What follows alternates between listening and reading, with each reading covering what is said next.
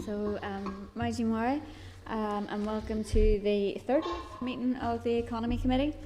Some members will be joining this morning's meeting via Starleaf, and our witnesses for today's briefing will also be joining us via Starleaf. The meeting will be broadcast live and a recording will be made available on the committee web pages on the Assembly's website. Just to remind members to mute their tablet devices by pushing F4. So moving on then to item number 1 on our agenda this morning is apologies. We have apologies from Stuart Dixon due to continuing illness. Are members aware of any other apologies? No, that we've heard from, no. Okay, moving on then to number 2 is draft minutes. There is a copy of the minutes from the meeting held on the 19th of August at page 5 of your pack. Are members content that those are an accurate reflection of the meeting? Great, thank you. Okay. Moving on then to item number 3, we are having a briefing this morning from the further education colleges on the impact of the results 2020 and on the safe reopening of higher and further education campuses. There is a clerk's memo at page 9 of your packs and a briefing paper from the further education college principals in relation to results, admissions and BTEC issues at page 12. The departmental safety guidance for the reopening of colleges is at page 14 of your pack. And then there's a news article in relation to the college's 2-metre rule at page 84 of your packs. So if I could just ask to bring Brian Doran and Ken Webb into the spotlight, please. Brian is the Chief Executive of Southern Region College and Ken is the Chair of the Principals Group and Chief Executive of South Eastern Regional College. So if I hand over to yourselves, if you would like to make an opening statement, and then we'll open it up to members for questions. Sure, thank you very much, and thank you to the committee as well for the invite today. First of all, could I acknowledge the professionalism and dedication of staff across the 6 colleges in dealing with the situation of moving from on-campus to online delivery. Continuing to teach, to process exam results, to support students, and to keep the finance, HR and customer services functions going, and of course to our ICT staff who are indeed mission critical to allow us to continue to deliver online. I'd like to express thanks to the thousands of students who continued to engage with the college whilst we went online, and to wish them the best wishes for the future. And finally, I would also like to thank the Minister and officials from the department for their continued support. Brian and I would like to, in this short introduction, would like to cover apprenticeships and training for success. I'll take that up. Brian will cover the return to campus teaching, and then I'll come back in, Chair, and cover results, recruitment, and adaptive assessment. And of course, we will take any questions.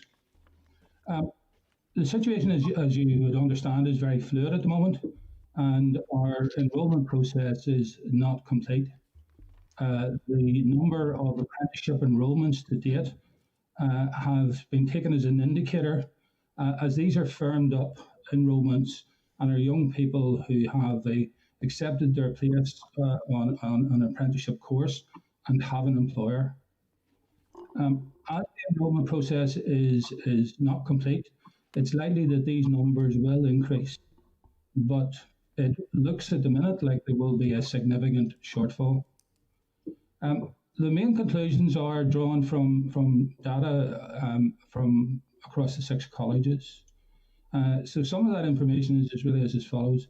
Of 319 HLA apprentices initially furloughed, 242 or 76% have still not returned to work. Current enrolments to the HLA, this is new enrolments, i.e. those who have an employer confirmed, is 138, and that's 73% down on this time last year, and represents 384 HLA places. Of the 2,462 learners on Apprentice NI, initially furloughed, 956, some 39%, remain furloughed. So not just as bad as the HLAs. There have been, sadly, 238 redundancies of apprentices. Current enrolments to Apprentice NI are confirmed as at the minute just 569. Now that's 66% down on last year's total, and 1,085 apprentices less than last year.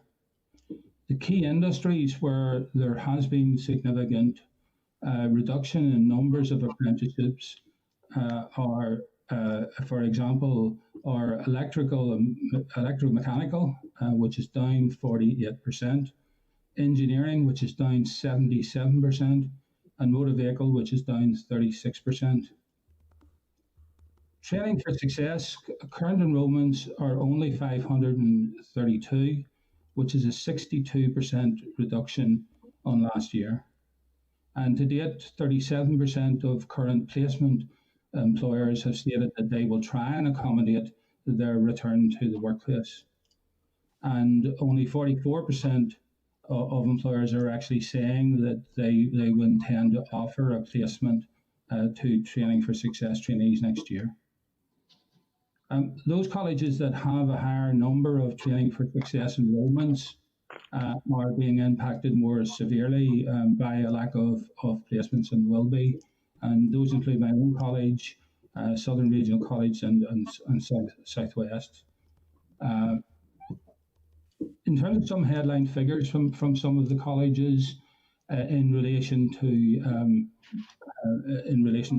employers, 19% of employers are not likely to have their apprentices return to work by the end of September, and 51% of employers, over half of employers, will not be recruiting new apprenticeships in September, and a further 31% are unsure if they're going to recruit. There are only progression opportunities for 40% of the current level 2 trainees, TFS trainees.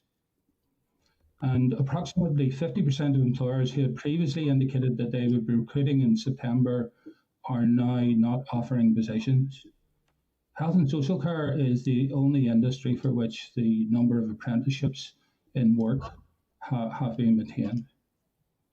And some of the reasons given by employers for reduced numbers of apprenticeships and placement offers are really, I think, as follows. Some of them are waiting to see what happens when the furlough scheme ends. Due to COVID-19, employers have only sufficient work for their current contracted staff. Some construction employers have lost major contracts. Due to COVID-19, the transportation of apprentices and trainees in vans with company staff has become an issue for some businesses. And due to social distancing requirements on sites and in smaller working environments, employers have stated that they cannot accommodate apprentices and trainees. Companies have heard of additional financial assistance and are holding off until that has been confirmed. And some companies have been disengaged because of a lack of information on these interventions and have indicated that they wish that they will not be recruiting this year. With the financial pressures in the current climate, companies cannot spend time training, feel that they can't spend time training apprentices and trainees. So the latest, in terms of the recovery strategies, the latest correspondence we have had from the department regarding the proposed recovery interventions is that they told us that they were still at the proposal stage with the business case approval pending, and that no commitment can be given around these schemes until it becomes available. We're concerned that without clarity around these interventions, employers will disengage with both Apprentice CNI and HLA for the incoming year. And employers are aware that schemes are being developed, but need to be able to access them now. The incentives would encourage employers not just to recruit new apprentices, but to bring existing apprentices back from furlough. By the time that the furlough scheme ends in October, many apprentices will have been out of the workplace for 7 months. And although they have been engaging with the colleges still during that time, there's a risk of them not returning to the workplace and the associated high risk of a high withdrawal rate from Apprentice MLA and from EHLA. I'll hand over to Brian, who will talk about the return to on-campus teaching. Thank you, Ken. Good morning, members. If I could perhaps just take you through a little bit by way of the background that led to the issuing of the department's framework. The Department for the Economy established an oversight and advisory group back in June, the purpose of which was to advise colleges and also the non-statutory providers on adopting a risk-based approach to preparing for safe resumption on-site education delivery. The group was made up of obviously the colleges, the non-statutory providers, trade unions. The Education and Training Inspectorate also attended, as well as officials from the department. The group met on multiple occasions between June through to August, and the department also had a number of engagements with the Public Health Agency during the summer months to discuss, I suppose, the unique characteristics faced by colleges and training providers prior to resumption. The oversight group, of course, helped the department by way of informing the areas and the questions that we were seeking guidance on prior to reopening. The department issued the framework document to us on the 6th of August, and we, as colleges, welcomed the publication of that framework, and I suppose also the clear recognition that colleges operate differently to other education providers, including schools. The diverse nature of college student body, our provision, and also the age range of students were probably key factors in the Public Health Agency's recommending that the optimum 2 metre social distancing should apply in colleges and indeed, of course, in the non-statutory providers. The framework also recognised the unique environment within colleges, the fact that industry sector COVID guidance should also be applied by colleges and providers in simulated working environments. So areas such as hairdressing, beauty, kitchen areas for hospitality, as well as engineering and construction workshops. Over the summer months, colleges and providers have undertaken a phased approach to resumption of some activities in order to prepare the way for students' wider return next week. This included learners attending to complete the adaptive assessments back in June, and that is a process that is still ongoing. There were many thousands of young people who did not achieve qualifications, and we, I suppose, were working strenuously to ensure that they were provided with the opportunity through adaptive assessment to get through those qualifications and progress as quickly as possible. So that work continues. Our focus over recent weeks has been on ensuring that we're able to, as Ken said, process the examinations and to also manage ongoing admissions and indeed preparing for the wider return. And we've developed right across the 6 colleges very detailed plans in line with that framework, preparing for the resumption. Our primary objective is, of course, to ensure the safety of students and staff, and the wide range of measures being introduced are all aimed at reducing the risk of transmission on our college campuses and also, dare I say it, in our outreach centres throughout the community. These preparations, including such things as acquiring and installing acrylic screens in areas like IT suites, signage for navigating buildings, to provision of hand sanitizer and deployment of other COVID-specific PPE, also places significant costs on the colleges, to the tune of over 10 million it's estimated across the 6 colleges, and that information has, of course, been shared with our department. And we also welcome the Minister's recent announcement that additional funding of approximately 5.5 million has been secured for colleges to support COVID preparations. Now, members will also be aware that colleges must address the needs of a diverse range of learners of all ages. And as such, we're adopting a very flexible approach to curriculum delivery in light of the guidance. We will be using a range of models, including face-to-face delivery, online delivery, or what we refer to as an alternating model, which makes use of a combination of both face-to-face and online delivery, which includes a staggered approach to attendance of students on campus. The type of delivery chosen for specific class groups considers a number of factors, including the capability of a learner to engage in online learning, and also to ensure that we understand the needs of particular vulnerable groups. And in that regard, the colleges have committed to face-to-face delivery for such vulnerable groups and lower level full-time groups right through to level 2. It's important that we also recognise that we have a significant number of courses that are skills-based and are using simulated working environments, including the salons I referred to, engineering workshops and kitchens. And following extensive range of risk assessments across the college, we plan to deliver to normal sized groups as far as we possibly can in these environments, deploying additional COVID PPE where social distancing cannot be maintained. The models will therefore vary depending on the course of study and the capacity of the student groups to undertake elements of online learning. It's also important to mention that we also plan to take steps to support students who are not able to access broadband or indeed have access to a PC or laptop from home. And we thank the Department and the Minister for securing the additional 1.1 million of additional funding to support the provision of laptops for a significant number of students across the colleges. We're also taking steps to ensure that where on-site support is provided for those students that cannot access remotely, we will be allocating specific areas of college to give them access to network stations.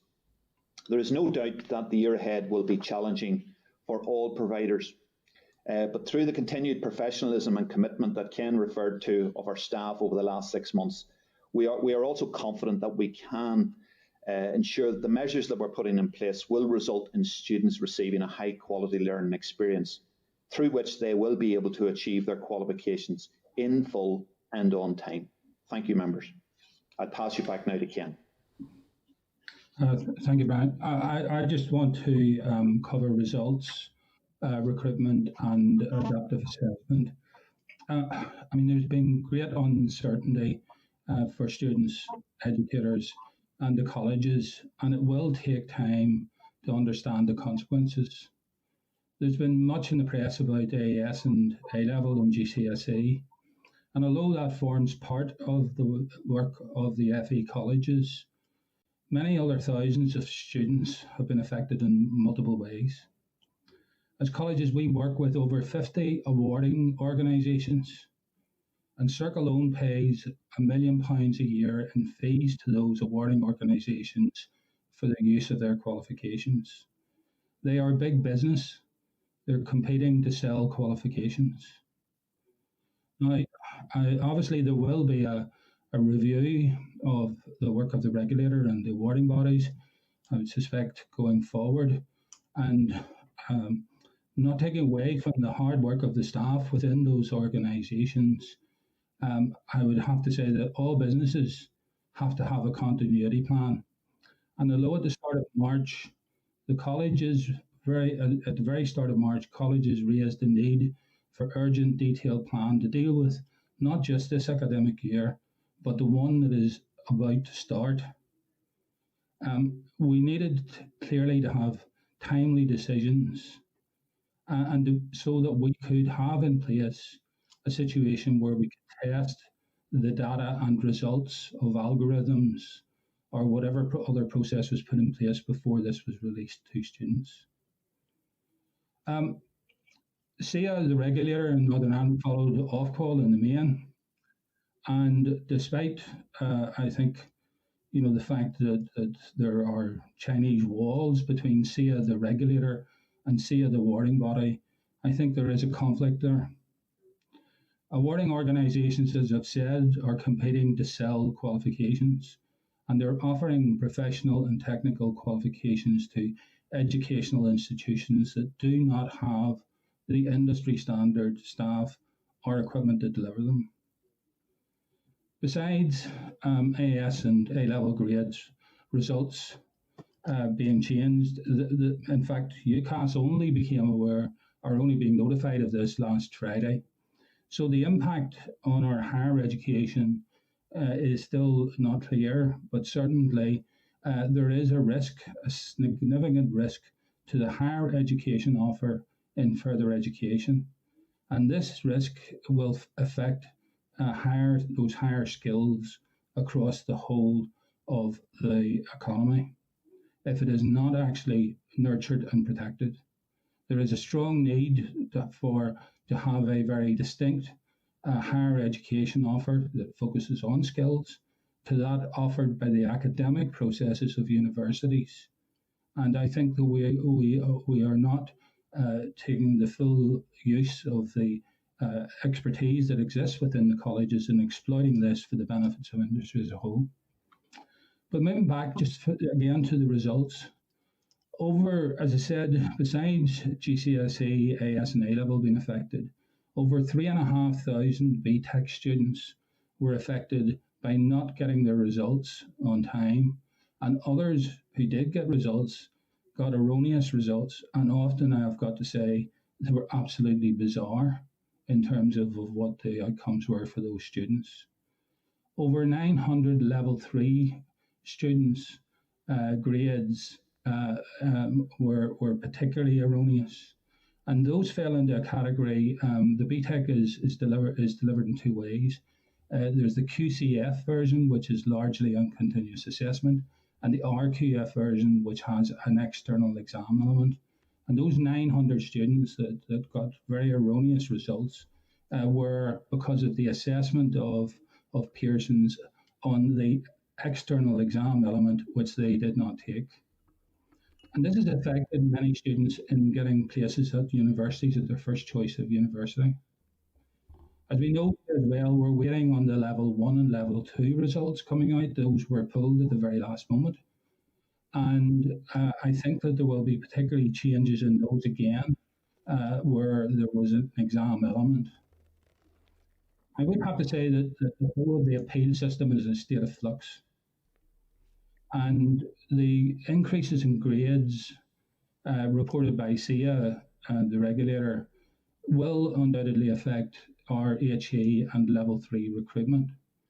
But it will be to at least the second week, the end of the second week in September, before we actually get this starting to settle and get some idea of where things are going. Finally, Chair, just to give an update on adaptive assessments, that was for those who couldn't have a calculated grade. 4,471 students across the FE sector needed it. 1,934 have been into the colleges and have completed it. 2,537 are still in progress and need to complete that before the end of August so as they can get their qualifications. And sadly, 889 students, a further 889 students, will not be able to get their qualifications because they could not complete the mandated placement that they needed before lockdown. And that's across a range of healthcare, counselling, early years, animal care, and in particular foundation degrees, where the individual students couldn't do their placement for the foundation degree and will not get their foundation degree because the university will be offering just an alternative academic element for them, so they will not complete this year. Chair, I think we've covered a fair amount of ground, and thank you, and hand back over to yourself. Thank you both for that very comprehensive briefing. It has been really enlightening, and I'd too like to put on record our appreciation to the staff across all of the colleges who have worked very hard over the past number of months in terms of delivering in alternative ways and facilitating those adaptive assessments and other changes that have had to be made.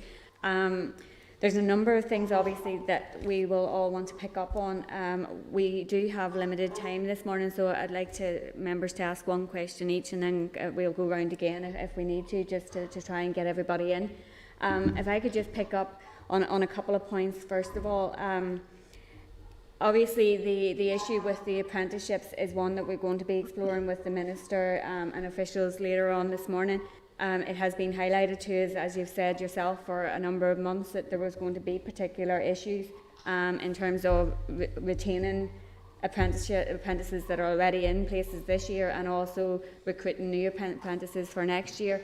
So that is something that we will be picking up, and we will also be hoping to see that those proposals and the business case once that is approved, so that those there is some clarity around all of that. In relation to the reopening, some concerns have been raised with myself about the engagement with the trade unions, and I just want to get a better understanding of that from your perspective. In terms of the consultation that has went on between the advisory group, yourselves and the trade unions, how has that developed? And in relation to the development of the risk assessments, are those currently available or are those yet to be developed? And obviously those will go across a number of subject areas and a number of courses, so I understand that as well, that work will take some time. But could you give us a little bit of an update in relation to all of that? Happy to take that question, Chair. In relation to the trade union engagement, trade union representation, there was representation on the oversight group, but the department also had a parallel trade union forum operating alongside the oversight group, where all trade union representatives were invited to attend. There were 2 nominees in effect put forward for the oversight group, and unfortunately 1 trade union withdrew from that process. The reasons I'm not privy to. That was obviously an engagement between the trade unions and the department officials. In the context of input into the process, certainly there was, in my opinion, yes, we were working at speed through the oversight group for obvious reasons, that we needed to develop guidance and get that guidance out as quickly as possible. And time was of the essence. But certainly the trade union present certainly fed into the draft documents, and indeed fed into the questions that ultimately we posed to the Public Health Agency. In relation to risk assessments, all colleges have made it abundantly clear that we will be and are developing effective risk assessments. We have to provide a level of assurance back to the department that all risk assessments are in place. We're expected to respond to the department this week to that effect. Speaking on behalf of my own college, certainly our engagement with trade unions has been through our Health and Safety Committee, through the local representatives, and that engagement has been extremely positive. And all colleges have committed to engaging with local representatives of trade unions, not necessarily through their Health and Safety Committees, but through other forums at a local level within colleges. And I understand from my fellow principals that that is working well. So to give you that assurance, certainly we are listening to the views of staff through their trade union representatives and through other means. And we are being open and transparent in relation to our plans. We are discussing with our staff. We are sharing our plans with staff and other guidance in relation to the safe reopening. I don't underestimate the challenges that we face as colleges, and I also acknowledge the fact that there are many staff who are anxious about returning to college campuses, and that's totally understandable. But our approach to this, and as set out in the framework, is we are sensitive to the individual needs of staff. We are very much conscious of the fact that there are clinically extremely vulnerable staff who we will not be asking to return to college campuses, and we have to work on this on an individual basis to understand the concerns, the anxieties of individuals, and take appropriate steps where that is possible. Okay. Thank you. And if there are concerns that staff have or that trade unions have in relation to some of the procedures in place, are there processes for dealing with those? Well, again, at a local level, absolutely, Chair. I, for example, have, and I know that Ken has had previous staff webinars. I have one this afternoon with all of our staff, and that's one of the things that I'd be encouraging them to feed back directly through to myself or any senior manager, any of their concerns, so that we can work with staff on the ground to resolve problems as they arise. And I have no doubt that we can do that, because the input from staff to date has been absolutely fantastic, despite the difficulties we've been facing over the last 6 months. Okay, well, thank you for that. And I'll just then pick up on one further question before I hand over to other members. In relation to the BTECs, obviously very unfortunate that that announcement was made so late last Wednesday evening, before students were expecting to receive their grades on Thursday.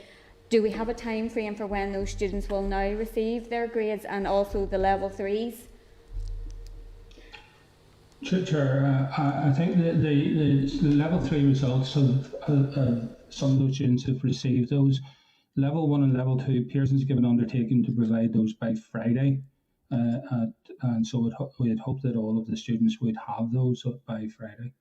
And in relation to what you described as erroneous results, what is the procedure for dealing with that? And if students have concerns, or yourselves have concerns, what is the procedure for dealing with those? There are appeal processes which, in some instances, the students had actually, and the college, the college on behalf of the students started, and then, as I said, the results were pulled. And once these are reissued again, then obviously we will look at those with the students, and there may be further appeals. Okay, thank you. Claire? Thank you, Chair.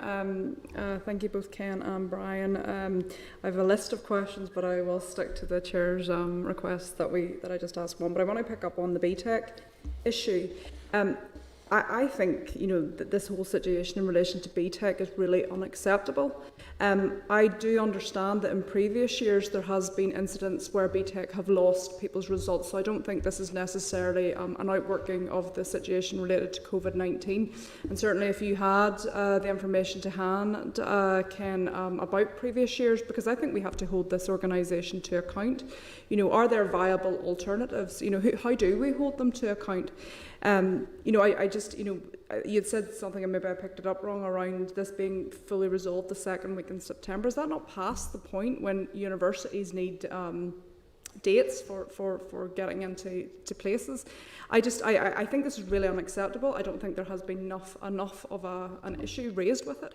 I think we are almost sending a message to those students who have completed their BTEC that they are second class to all the other issues that we have been dealing with in the past number of weeks. And I really do think we have to get a handle on this, because if BTEC are not fit for purpose, then we need to be looking for an alternative. Now, I appreciate the FE colleges may not have a say within that, but we need to be making more noise here, and certainly if you have information from previous years where BTEC have lost students' information, I think that would be helpful to this committee, indeed the department, so that we can actually look at how far back this problem goes. Chair, I don't actually have that. I wouldn't have that information to hand. I would say that obviously, if there are issues with awarding organisations, it is the regulator, SIA, the regulator, that is there to deal with that. I think going back to the timing of things, what has not been helpful in this, and as I said, in terms of making sure that the data was available and have been checked, what has not been helpful is that this hasn't been done in a timely fashion. Further, in some instances, it's being compounded by other events. For example, City and Guilds furloughed all of their Northern Ireland staff. So although we continue to pay fees to City and Guilds, we could not actually engage with City and Guilds to ask them for any advice about what information or evidence that we should be gathering ahead of decisions being made, so that we wouldn't be disadvantaging students whenever it became to assess them for their awards. Now, in that instance, we were offered someone who was working in Dublin, and another individual who was working in Wales, who had no knowledge of the Northern Ireland marketplace. So, as I said, in the first instance, it is SIA, the regulator, or Ofqual, the regulator, that is there and responsible. Chair, just to follow on for that, if you don't mind, but certainly as a major stakeholder, and given that it's your students from the various colleges that are having these negative experiences, I would like to think that you're feeding into the regulator, and certainly as an action from this meeting, Chair, if I could ask, we could potentially write to the regulator or even the various colleges and ask if there has been issues before, not just in respect of this year, because I do think it's something we have to tackle head on, because I'm not convinced this hasn't happened before, but perhaps it hasn't got the attention, and I think we owe it to those students within the colleges. Thanks, Claire. Is there a review being conducted of the process this year? And picking up on Claire's points, obviously we'll raise that as well in relation to previous years, but is there a review being conducted on qualifications awarded across the vocational spectrum this year via Ofqual? Really, I know nothing other than from the press, but there was every indication that there will be a review, Chair. Okay, thank you. Gordon?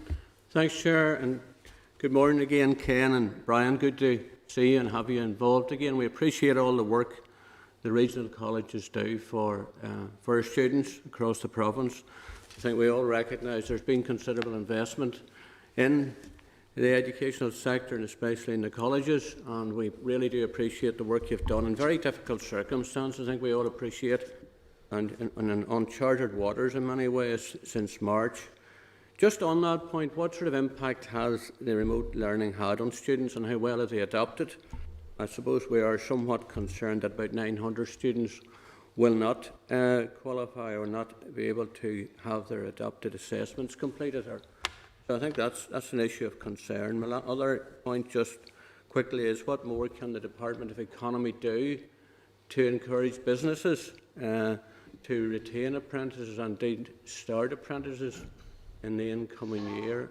We all appreciate the challenges of industry, of manufacturing especially, and we do see some positive signs in construction. So what more can the department do to help businesses along and get them engaged more and bring in apprentices? Thank you, Chair. Thanks, Gordon. Chair, perhaps if I could start by attempting to answer the questions.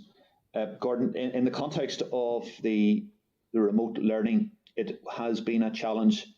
I'd be dishonest to say it has not been, but I think also we should acknowledge that our staff have worked strenuously to ensure that as many students as possible continued in that learning process from March last. Again, I come back to the lack of clarity from awarding bodies during that period in relation to continued assessment or not continuing assessment. That again added to the anxiety of not only the students, dare I say it, but also to the staff not knowing whether to continue that engagement. So there were problems there at the very outset in relation to the guidance that was being provided. It is fair to say again that at the peak we had, I think across the 6 colleges, 75% of the student body engaging in online. The additional 25% who did not do so for a range of reasons, including the issues I alluded to earlier on in relation to this digital divide, the fact that students do not have and did not have access to online learning. And that's something that we're very, very conscious of in the context of preparing for the year ahead. If I can go back to your reference to the 900 students who have been impacted, we need to understand that that wasn't directly as a result of online learning. Those students were undertaking programs of study that had a specific requirement, such as a placement element. And with lockdown, that placement as a mandatory requirement could not be completed. Hence, they were unable to complete their qualifications. And that remains the case. We're all dealing with that situation, and we would hope that as sectors open up, we will get these students back into a placement to ensure that they complete the requirements, the assessment requirements of that programme so that they gain their qualifications. In relation to the question around what additional steps the department can take to provide support, particularly in the areas of apprenticeships, we've had discussions with the department dating back as far as June on the initiatives or the incentives that they are talking about putting in place in relation to encouraging employers to retain those apprentices who are currently furloughed. Likewise, they are talking also about an incentive scheme to encourage employers to take up new apprentice places. Our problem at the moment is, while that is all welcome news, our problem at the moment is that there is no detail issued yet. And the problem that we and other providers are having at the moment is, what is the message that we can deliver to employers? Because, as you rightly know, following the results on the 13th and on the 20th of August, we have many young people who want to take up apprenticeships, but without the detail behind the incentives, the incentive schemes that the department is currently working on, I would say in many cases it's going to be too late. So we need a level of urgency in relation to progressing the support packages for apprenticeships. Just sorry, can I just add to the online learning? In moving to online learning from on campus to online, we actually then ran our classes at the normal timetabled hours and actually delivered those using Microsoft Teams, so that the lecturer was there delivering as if he was in the classroom, or she was in the classroom. Now, in some instances, actually, our attendance rate on those classes actually was higher, which actually was surprised us, from some student groups who actually became more engaged. And if one thinks about it, these young people actually now live in an online world in terms of their engagement with social media and so forth. So it's not so much an alien environment for them. Also, in as college, we lent out hundreds of computers to students. But as Brian said, there are students who do not have access to computers. In particular, there are students who do not have access to broadband. And although our systems allow students to access their course material online using a smartphone or an iPad or a laptop or a desktop computer, any form of computer, unless they have that broadband access, they are disadvantaged. In particular for those colleges in the rural areas where the broadband is not as good, those students then are disadvantaged. And as Brian said earlier, we have plans in place that those students who cannot access for learning online, that we will make provision within the college to allow them to come and have access to as well. Great, sorry. Thanks, Ken. Thanks, Brian. Okay, Chair. And just on that point, very briefly, Ken, will that be regardless of what course they're taking? Obviously, I appreciate there are particular courses where there will be different styles of learning, but will facilitation be done for any student who requires access to a campus for online learning? Sure, absolutely. Now, just to be clear, online learning is not a perfect solution. Because it's particularly students, online learning does not work where you need skills development, where people need to be in the workshops or the laboratories, where they need to be actually practicing those skills. And that's the bit that when we went from on campus to online that we actually couldn't deliver on, because and that's the bit that students missed out on for part of the year. And also for some students too as well, their timing of their placements was to be in the latter part of last year, and because they didn't get those placements, then they are now being disadvantaged in so much as they cannot then get their qualifications. So just in relation to that point, it says that universities, with their foundation degrees, may put in place alternative academic module. Is that correct?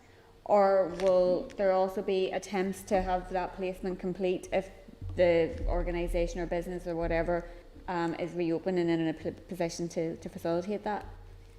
I think we had just been informed this morning, actually, by Ulster University, that because the placement couldn't take place, they were going to provide a more academic module, and therefore the individuals would not get the foundation degree, but they would be awarded an advanced diploma that would allow them then to articulate,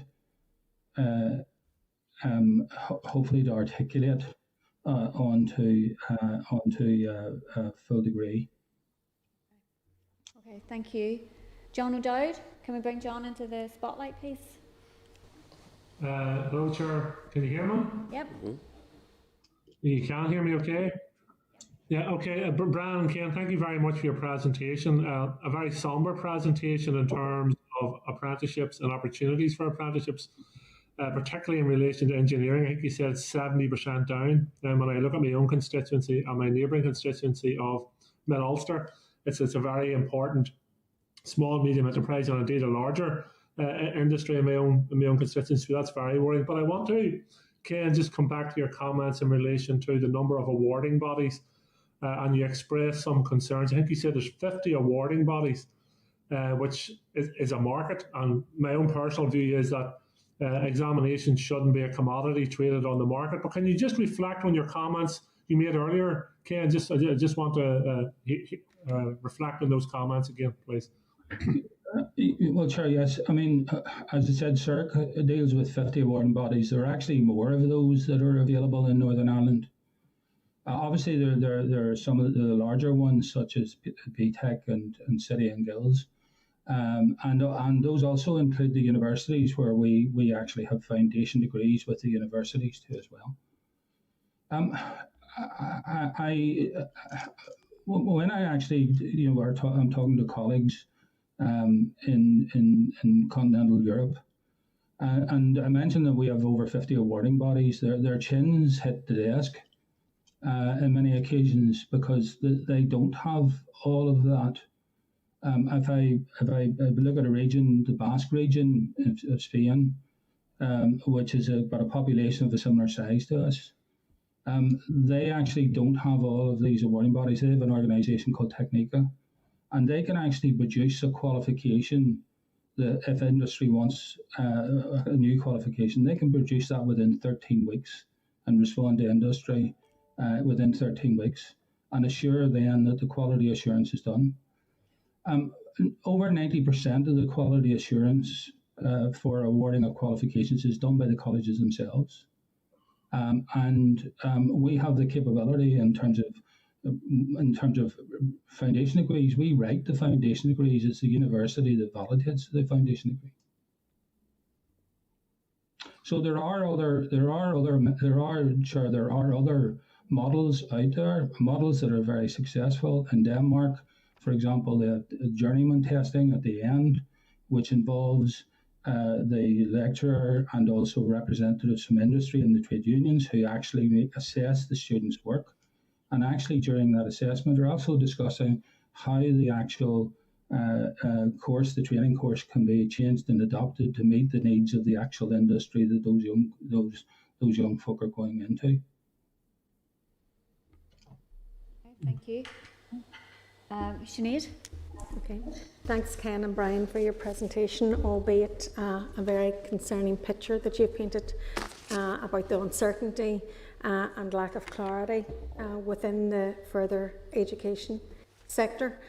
I need to go back to the apprenticeship programme and covering a little bit of what Gordon brought up as well, but this committee and myself has brought up the apprenticeship programmes since April, because one of the big impacts of COVID is going to be in our young people going forward. And I think it was always on the horizon that there would need to be incentives put in place for employers as well as the trainees, so that they would pick up these training programmes and employers wouldn't turn their back on apprentices and wouldn't stop actually doing the training. I'm concerned about you expressing that there's a lack of clarity coming from the department. We have been told that there's funding in place for apprenticeship programme, additional funding, but if it's not clear what the incentives are and the grants that are going to be available for employers and employees or the trainees, it's very difficult to see that there will be a pick-up in time for the new school year. So what conversations are taking place between yourselves and the actual department in order to get these guidelines and programmes in place so that you can actually start recruiting? And if they're not put in place, is there a financial impact to the further education colleges through lack of provision of apprenticeship programmes? And what is that impact overall? Chair, if I could perhaps attempt again to answer that question. First of all, our engagement with the department, there has been engagement with the department. Our training managers have been meeting with department officials over recent weeks in relation to this. Yes, the Minister did announce the additional funding, but the detail has not been yet signed off. As I understand it, that the business case that sits behind this is still work in progress. And therein lies the problem, that we need to be moving on this. My own team, and the same will apply across the colleges and the other providers of apprenticeship training in Northern Ireland. We're chomping at the bit to get the messaging out to employers. So there, again, to restate it, yes, the incentives are there. We understand that the incentives fall into three areas. One, for the retaining of existing apprentices who are currently furloughed. The second incentive is in relation to the recruitment of new apprenticeships to the tune of £3,000. And the third one is in relation to a challenge fund about promoting collaboration and development of new models. Now, they're the only three incentives or interventions that we are aware of. We did discuss the department a number of other interventions, for example, public sector apprenticeships, all-age apprenticeships. We spoke also about the need to have a training for success level 3 option as a fallback mechanism for those apprentices at level 3 who are made redundant. And again, these are questions that we have not yet got the answers to. So we are keen to move on this, and we are continuing to have that engagement with the department. Sorry, Chair, just to come in, we're also going to be financially impacted if the numbers are lower across the colleges too as well. So I know you have the Minister afterwards, but hopefully the Minister will have some good news for us. I'm aware that the other devolved nations are actually putting in programmes that are funding employers to take on apprenticeships, and I would have thought that we would have been proactive around that area as well. So we'll discuss that with the Minister at our next session. Thank you. Thanks, Sinead. John Stewart. Thank you, Chair. Thank you, Ken and Brian, for your presentation. I missed some of it, so apologies if I cover some of the areas that you did in your brief. I want to pick up and agree with what Claire said just around the warning or the lack of up to this point of BTECs. I know it's not something that you're responsible for, but I do think there's serious questions need to be asked of Pearson's and how bad that process has been. And students are in this predicament through no fault of their own, and your institution through no fault of yours. It just seems completely wrong. It isn't just a one-off. There are clearly problems year on year, so I think we do need to look into that.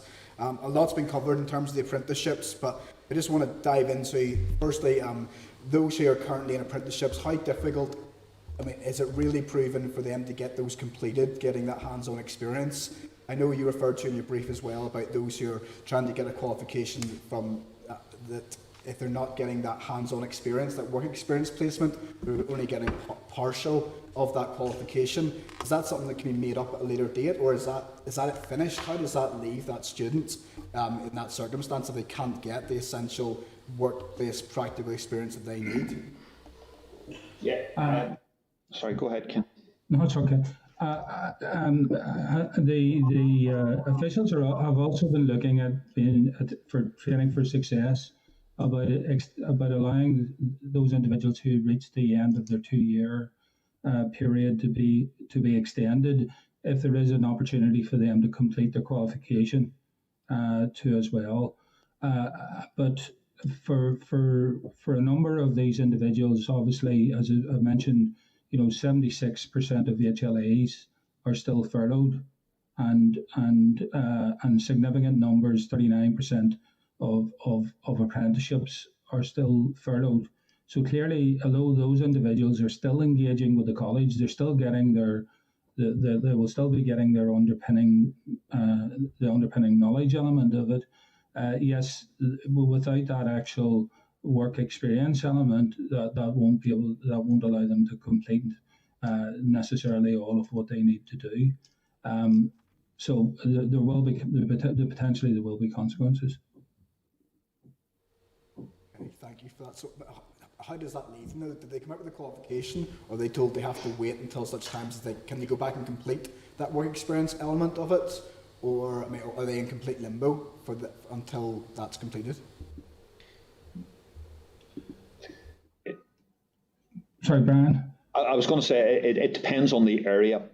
If we take apprenticeships for where they are, where the sector is back and where the individual is back working, then that is not or should not be a problem. But we mentioned earlier areas like healthcare, counselling, those sorts of areas are problematic because the employers are not, and you can understand, are not yet taking those students back into placement. So to answer your question, for those that are apprentices, and remember we also have other provision, be it further education or higher education, impacted here as a result of that as well. It is unfortunate that there's not a lot we can do until the sector opens up again and those individuals are able to be placed. And we would hope that those students would stick with us, and hopefully those changes will come about in the weeks ahead. I totally sympathise with you. I think you're both doing, as are all the further education institutions, doing a wonderful job in very difficult circumstances. But I think we need to do as much as we can as the department to keep students on the boil and preserve that link so that whenever the opportunities do arise, they can get back into that. Sinead mentioned about apprenticeships and about trying to get more people into that. We need to keep that opportunity alive, so whenever these opportunities come down the line in the months to come, that there's still young people and others wanting to take those up. So thank you for all your work to date anyway, and appreciate your time today. Thanks, John. Can we bring Gary into the spotlight, please? Chair, thanks for that, and apologies for being slightly late. As I say, I did hear most of the presentation. Just a question in relation to the financial implications. Obviously, with the grades being issued in the way that they have been, and the fact that there was a delay in terms of the issuing of the BTEC awards, could you maybe outline what? Those, I appreciate it may be early at this stage, but what potential financial implications there could be, and what effect will that have on the current students and staff this incoming year? I think it's somewhat too early yet to analyse what those implications are. But for example,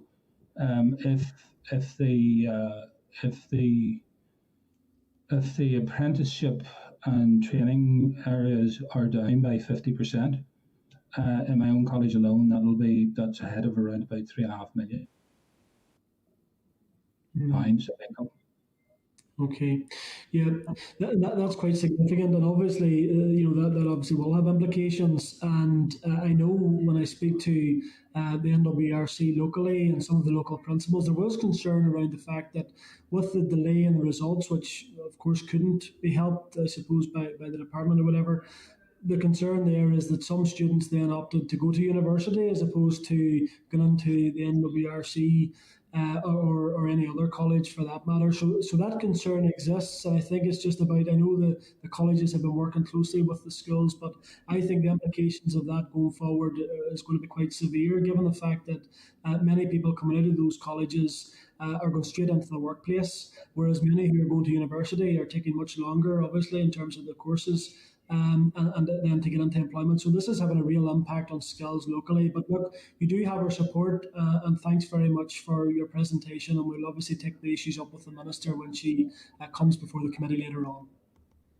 Thank you. Ken and Brian, thank you both very much for being with us this morning and for all of the work that yourselves and other principals are doing under the difficult circumstances that we're all facing. And I'm sure that we will be back in touch with you shortly to get further updates. So thank you for being with us. Thank you. Thank you, Chair. I think the Minister's on her way in now, Chair. Tommy's just going to make sure everybody's in the right seats. A little bit of choreography. Or a little bit of choreography to make sure everyone's in the right place.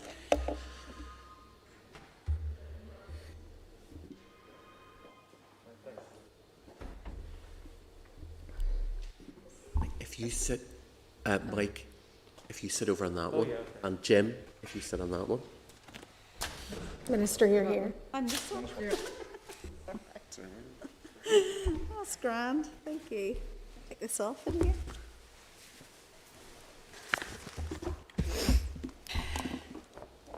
Morning. Okay, so we're moving on then to item number 4 on our agenda, which is our briefing from the Minister on the impact of the results and the safe reopening of further and higher education campuses. There is a clerk's memo at page 87 of your packs, and just to remind members that the Minister has to leave at 12:15, so as with the previous session, we'll do one question each to the Minister and then try and get everybody in. So I'd like to welcome the Minister, Diane Dodds, Permanent Secretary of the Department for Economy, Mike Brennan, and Jim Wilkinson from Apprenticeships, Careers, Vocational Education branch. So I'll hand over to yourself to make an opening statement, and then we'll open up to members. Yes. So thank you for the opportunity to come once again to the committee. As you can see, I've brought the experts again with me today to answer all the questions in detail, but on a serious note, it is good to be back, and it is good that we're talking about progress and getting young people back into education and into the rightful learning spaces that they should be in. So I am glad to be back to the committee in that sense. Can I say first of all that I want to praise the resilience of the business community as we work together to rebuild the economy while also dealing with the challenges of COVID. And I think that we should recognise that resilience, that innovation and that perseverance in the opening up of our economy. Over the last number of months, I have visited many workplaces. I've seen spaces that have been adapted, signage added, training provided to ensure the safety and of staff and customers. All of this requires thought, care and innovation, and businesses have worked together and learned from each other. If we allowed the economy to collapse under the weight of COVID, people's health and well-being would also suffer greatly. So rebuilding our economy goes hand in hand with protecting people's health. And I want to stress that very much today. It is not a choice of either or, but it is absolutely essential that we work to rebuild our economy as well as protecting people's health and well-being. And I will continue to move the economy forward in a careful and considered way. And I do appreciate the support and the help that you as a committee have given to me as we continue to do that. Hospitality and tourism has been hard hit from the start of the pandemic. The Eat Out to Help Out scheme has created a very busy August for many restaurants, and this will have helped to build confidence in social distancing and other measures at these establishments. Staycations during the summer also played an important role in helping our tourism industry to get back on its feet. And I hope that many successful holidays at home will have encouraged people to continue to support the local tourism sector well beyond the time of this pandemic. We all know that we are not out of the woods yet. The hundreds of millions of pounds distributed through the Department's business support grants have helped over 30,000 businesses to survive through lockdown and beyond. But the UK's job retention scheme stops at the end of October, and already some companies have had to announce redundancies due to COVID. Analysis completed by my department suggests that the number of individuals claiming unemployment benefits could, in extremis, exceed 100,000 before the end of 2020. I will do everything that I can to keep those job losses in Northern Ireland as low as possible. But the reality is that it could be some years before we see economic activity back to pre-pandemic levels. My department's COVID-19 policy response programme is built around 3 work streams: restart, rebuild and renew. We aim to deliver higher paying jobs, a highly skilled and agile workforce and a more regionally balanced economy. We have already identified a range of measures to help vulnerable but viable businesses with funding of around 25 million secured in 2021. In the midst of these very difficult times, some businesses have been able to announce new jobs, and it is also important to highlight these successes. The latest was the announcement by Belfast-based digital solutions company Nuida to create 230 jobs in a £20 million investment supported by the department. The role of apprenticeships in our economic rebuilding cannot be overstated. 17.2 million has been secured by my department to deliver schemes which include supporting the return, retention and achievement of apprentices, as well as growing and maintaining the supply of apprenticeship opportunities. We need to offer our young people, career changers and those returning to work the opportunity and support to upskill. I am impressed with the measures that further education colleges have taken so far to resume on-site delivery in line with the guidance prepared by my department. And I was at the South Eastern Regional College on Monday to see those measures and to talk to some of the young students who are returning to complete BTEC courses. I was disappointed with the further delay for learners receiving their final BTEC and vocational qualification grades. However, I am glad that those young learners will be treated fairly and in line with their peers studying GCSEs and A-levels. And yesterday I had a phone call with UCAS who indicated that those grades would be released actually overnight to young people so that they should be in the system now as we speak. My executive colleagues have agreed to provide any additional funding which may be required for the higher education sector as a result of the recent A-level decisions. This will accommodate any anticipated enrolment increases for the incoming academic year. I will, of course, keep the committee appraised of the numbers involved as and when these become available from both UCAS and the local and higher education providers. And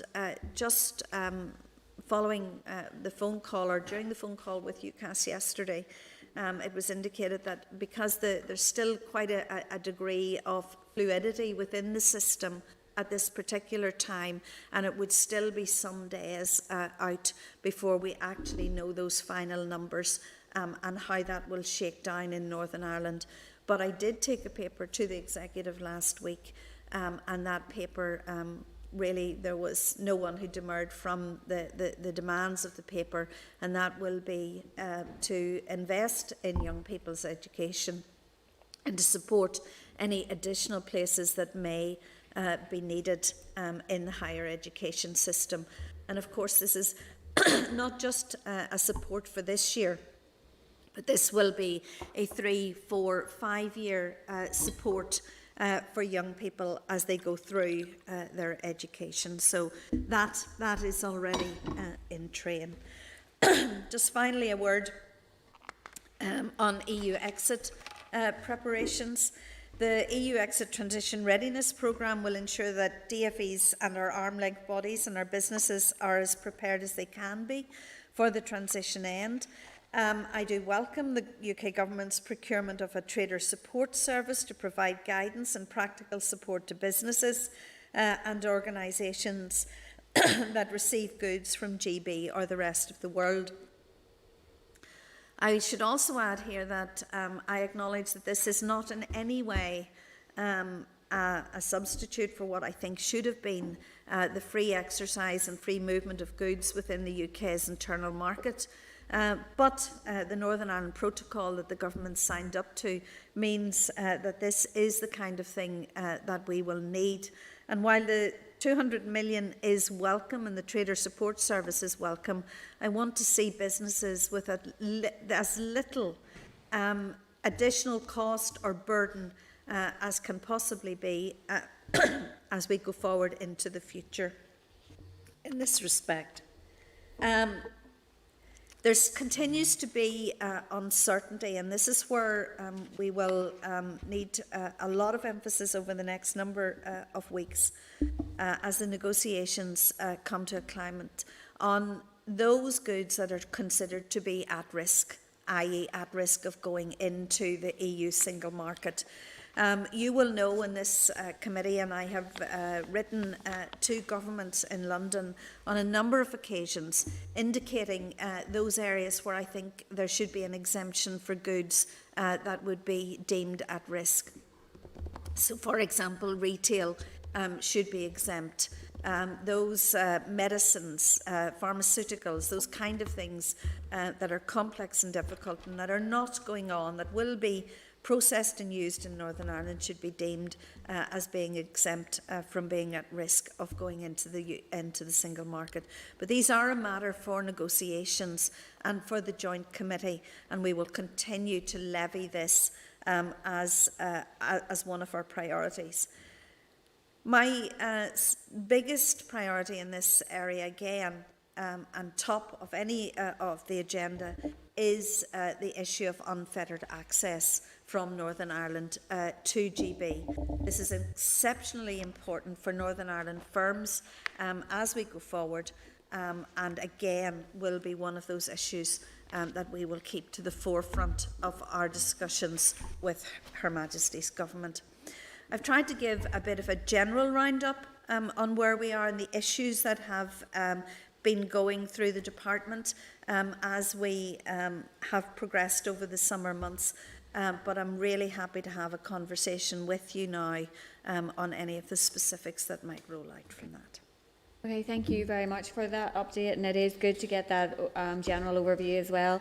Obviously, members, just before you arrived at the committee this morning, had a briefing from the regional college principals, and last week we heard from from Queen's University and Ulster University, and we had some information from Stranmillis and St Mary's as well.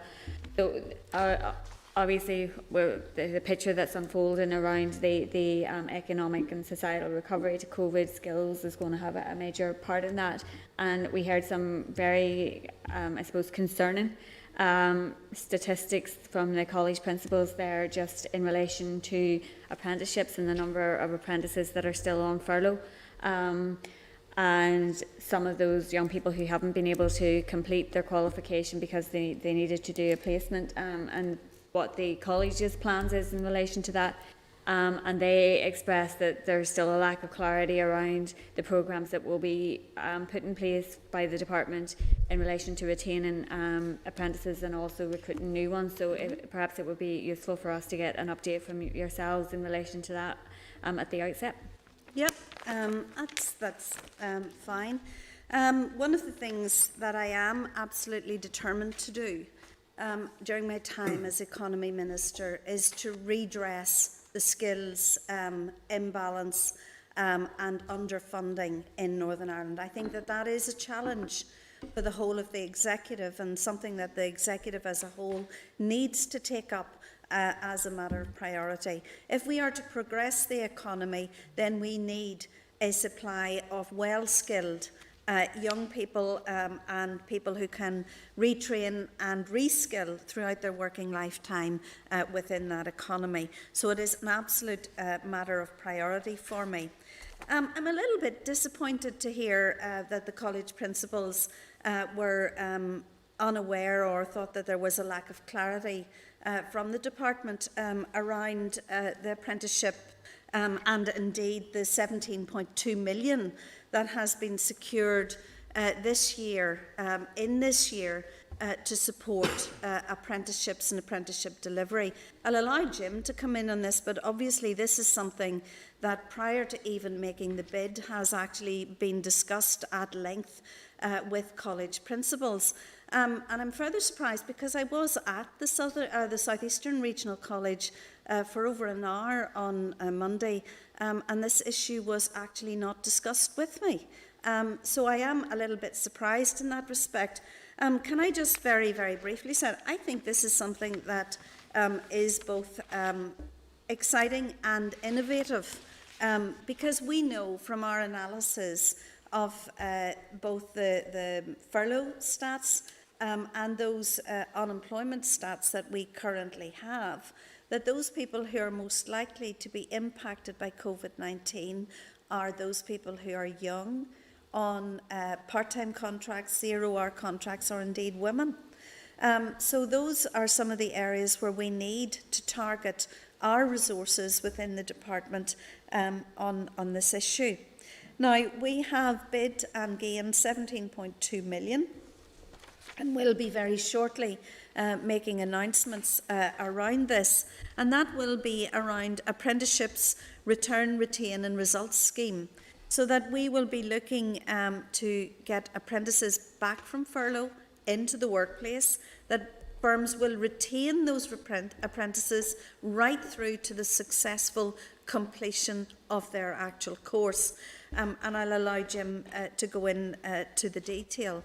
We also want to look at incentives to provide new apprenticeships, because that again is very important in providing career pathways for our young people.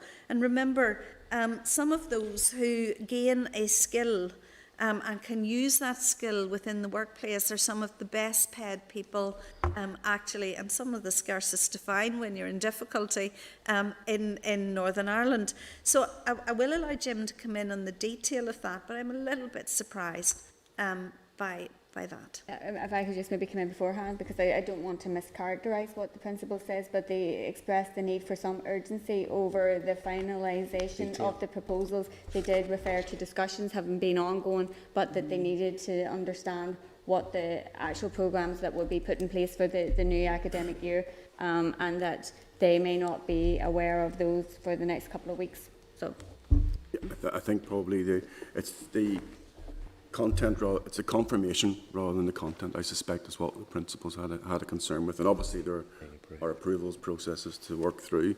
But as Minister said, we've been working in advance of any allocation of funding to try and work with employers and with providers to identify what were the key challenges, particularly around the apprenticeship system. And what we were being told was that employers were concerned when furlough scheme end in general, but in particular where they were going to make difficult decisions, they would have to look at those employees who hadn't got the full skill set, and therefore they had a concern that they may not be able to return their apprentices. And the second thing that employers were telling us in particular was that they felt that if they had to go into a year where they couldn't recruit apprentices, that could be 3-4 years before they would recover from that, because apprenticeship is a critical pipeline. Not only that, it's one that's been growing over the last 3 years, and actually the apprenticeship brand, the apprenticeship quality, we've involved employers in shaping those schemes has really improved. So to turn a bit to the detail and give a bit of detail around what the Minister said, we looked critically at the furloughed apprentices. We know over 50% of apprentices have been furloughed, so that's quite big numbers. It's about 5,000 of our 10,000 apprentices. So they have, that's more than normal in terms of furlough. We also know that those apprentices are at various stages. So working with industry and with providers, we came up with a proposal that would support employers return their apprentice. Now there already is an incentive to return their apprentices in furlough, but critically retain them. So we want to return and retain them. And secondly, because an apprenticeship is a learning journey, we want to complete their qualification, so that at the end of this scheme they would be fully qualified within their area, which would include maintaining their employability or finding other opportunities. So in that context, we looked at a scheme that was about incentivising employers. So it's not about actually incentivising or adding additional funds to the cost of training. It's actually an innovative scheme just to incentivise employers and support them in those initiatives. And we hope to announce that shortly. And the figures we're looking at are comparable to the figures that we've seen elsewhere, which would be 3,000 plus split over those three sort of interventions. Similarly, in terms of maintaining the pipeline of apprentices, which again is fairly critical in terms of what we're doing, we normally recruit around 5,000 apprentices per year. That would be the normal recruitment phase. And I think to put that in context, England in particular and Scotland over the last 3 years has seen a steady decrease in apprentices. Northern Ireland has seen a small but consistent increase in apprentices, which reflects the fact that apprentices are making skills needs. It also reflects the fact we've moved into much higher levels at degree level and foundation degree level. So looking at that, we wanted to know what could we do, particularly around, and we know time is critical because apprentice recruitment is spread throughout the year, but there does become a bit of a surge in September, October. What could we do to incentivise employers recruit? It's a very time-bounded initiative we're looking at. We're looking at identifying those employers who have been recruiting apprentices since COVID has impacted, really from the 1st of April right the way through to the end of this year. Very much focused on this year recruiting and a bonus where they retain them after a period of time. We're looking at 90 days, 200 days, that sort of idea of the idea that there's some longevity to these initiatives. And that's where our design is taking us in terms of those. We haven't confirmed it yet because we have approvals to go through. They're at a very advanced stage and we've indicated the intent. I can assure you that all business groups have been involved in this, and certainly we've been talking to sectoral bodies, but we haven't confirmed, and we know that is our priority, and we'll move to do that. I also know colleges and other providers are also reflective on the youth training challenges that come, because taking youth training, which is not an apprentices, youth training is a full-time youth training programme, but as part of that, and you've touched on it in terms of achieving qualifications, our work placement is usually critical. So we also have a range of initiatives which aren't in this current package, but which are looking forward about how we support and sustain youth training and how we encourage employers to offer those work experience opportunities which are critical to completion of courses. So there are a range of issues that I know they're aware of, and I think as well it's reflected on the fact that there probably will be challenges to delivery in the next year. I know apprentices, I know colleges and other providers are looking to the department to say, is there any change to our guidelines in terms of, say, contact hours, in terms of the requirements of the courses, and those are something that we're looking at, and we will get to all providers, including colleges, shortly. Okay, thank you for that. They did mention a couple of... Sorry, could I just add, actually, I've just actually come here from a meeting with Unite and was going through some of the issues around apprenticeships with our trade union colleagues and to assure people that we are looking really, really carefully at the labour market and how we get both new people into the labour market in terms of their skills, but also how we retain those young people within really the advanced manufacturing sector. Okay.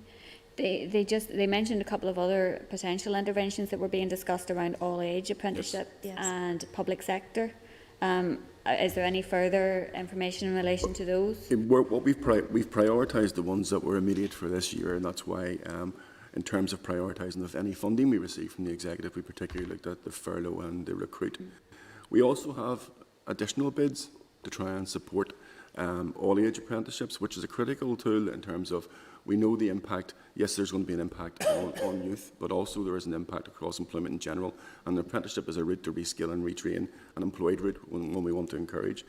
And in terms of the public sector, not only is it an option that we want to consider for two reasons. First of all, it is an option including the public sector as an opportunity to grow skills within the public sector using the apprenticeship model, something that hasn't happened in the past.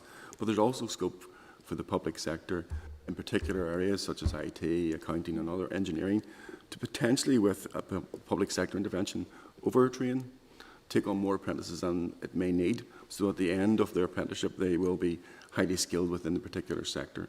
So we have got proposals and ideas in that area, and they will certainly feed into bids as we make future bids to the executive. Okay. One of the challenges around apprenticeships and apprenticeship funding is, a bit like universities, these are 2-3 year courses, so you need to have the funding sustained to see that beyond initial period. Yeah, and there has been some very successful public sector apprenticeship programs. There's been public sector apprenticeship partnerships which have been really, really successful. The issue around those is the public sector to date does not receive any funding from the department for apprenticeships, therefore it comes from within their own budgets, and that has been a limitation. Okay. Thank you for that, that's very helpful. Minister, I just wanted to pick up then on the university places, and we're all aware that that's an evolving picture and there's not final numbers yet. Just in relation to perhaps an update of where it is sitting currently, and also we have discussed previously the particular courses that are quota controlled, and the numbers in those places or those courses are controlled by other departments. Is there discussions ongoing then with those departments in relation to the additional places? And I'm thinking in particular of medicine, where it's not just the places that might be able to be made available, but also the ability to deliver in terms of the clinical settings. No, you're absolutely right. So after the issues around A-levels, etc., we took the decision, and I as Minister took the decision, that we wanted to support young people, and that it was really important that this department going forward and this Minister going forward was at the core of supporting young people in their further choices around higher education. As you are aware, I have constant conversations with both Queen's and Ulster on a very, very regular basis. I also have a very regular conversation with the University's Minister in London, Michelle Donnellan. In fact, I was actually speaking to her last night. Actually, more about her difficulties actually than ours. Funny enough in that respect. So the decision was firmly made that we were going to support young people, and they are at the core of what we wanted to do. So I took a paper to the executive last week, which indicated that we may need additional places to support young people who either want to stay in Northern Ireland, maybe because of fears around COVID disruption, or who would suddenly find themselves able to take a place in either of the two higher education providers. There is some indication from Queen's University, and I know that the committee is very well aware of this, that they may need 500 to 1,000 places. So we costed that out as well, and not just the teaching element, but also the element around student finance. And it was agreed at the executive, while this might not be the absolute cost, that the executive would provide whatever funds was necessary in order to facilitate those young people in an exceptional year. The paper also indicated, and I think that this is very, very important that we recognise this, that for many young people who are going to sit their A-level exams next year, that there has been a significant amount of disruption to their education. So many of those young people will have only been taught online and not had face-to-face teaching from March of this year. That's a significant amount of their A-level course that has been disrupted, and that we may well need to consider into the following year additional special interventions on behalf of those young people, because we don't want them to be disadvantaged either. I suppose that it points absolutely to the necessity of getting young people back into schools and colleges and to try and progressing their education with the least disruption possible. So those are the two elements that we looked at in the paper. Also a slight reference also in the paper to the fact that with GCSE results, there may need additional support for further education colleges and indeed sixth forms around maybe additional numbers there as well.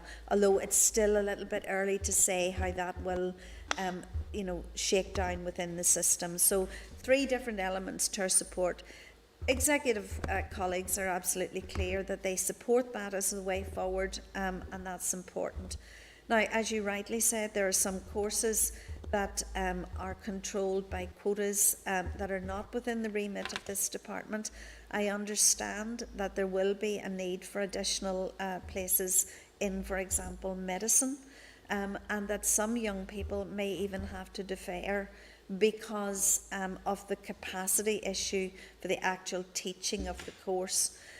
So I think that there are still ongoing issues and challenges, and of course, as my discussion with UCAS yesterday proved, that clearing is still in full swing really at this moment in time, and there are still significant changes, but also significant opportunities for young people to enter the higher education sector, and we will support them in doing that. Okay, thank you. And I suppose just in relation to, for example, medicine and the evidence that shows where young people train is where they likely end up in terms of their work. So obviously we would be wanting to retain as many of those young people here as we could, and obviously that would have to be factored into those decisions around the number of additional places that may be required. Well, I think, I mean, as Economy Minister, to grow the economy, we need to retain talent. I had an hour-long meeting yesterday with the Institute of Directors. Right at the top of their agenda is that pipeline of skills and talented young people and people of all ages, actually, who come into the workplace. I had a further conversation yesterday with one of our new investors from North America, who was saying that in year one that they will exceed the number of jobs that they'd had intended to create in the Advanced Technology Centre in Belfast, and that the attraction of Belfast and Northern Ireland in particular was that pool of talent. So therefore, it's an absolute priority to support young people as they progress in education. And I am absolutely clear that executive colleagues are aware that this isn't just an additional support for now, but this is for the 3, 4 or 5 years that these young people are in higher education. Okay, thank you. Sinead? Well, thank you, Minister, for your briefing this morning. I'm going to go back to the apprenticeship programme and perhaps express my disappointment. Although you're saying that the programmes are advanced, the colleges needs to see clear approval, final approval of what those what the programmes look like, and so do employers. I think, you know, within the English system, I think employers are getting £2,000 per apprenticeship in order to encourage them to pick up incentive programmes. Can you give me an understanding of what the incentives are? We talked about them, but exactly what they are, so that we have a better understanding. Certainly happy to do that. And I mean, I think the caveat, and I take the point, is well made. I mean, the timing is critical, and indeed that's why the executive agreed to allocate the funds. I mean, so we're happy to give details with caveat and with subject to final approvals. So our plan in relation to an incentive is between 3,000 and 2,000 for recruiting a new apprentice. On our incentives in relation to those 3 elements of furlough, in terms of return, retain and complete, are in the region of 3,500. That's understanding that those are the apprentices who are halfway through their skills. So those are the figures in quantum that we're talking about, and we have talked those quantums through with employers to get a real understanding of, is this sufficient to incentivise the action that we're trying to achieve? And we've got really positive response. Now, most employers would say they would want more, but we've got really positive response to that sort of quantum of intervention.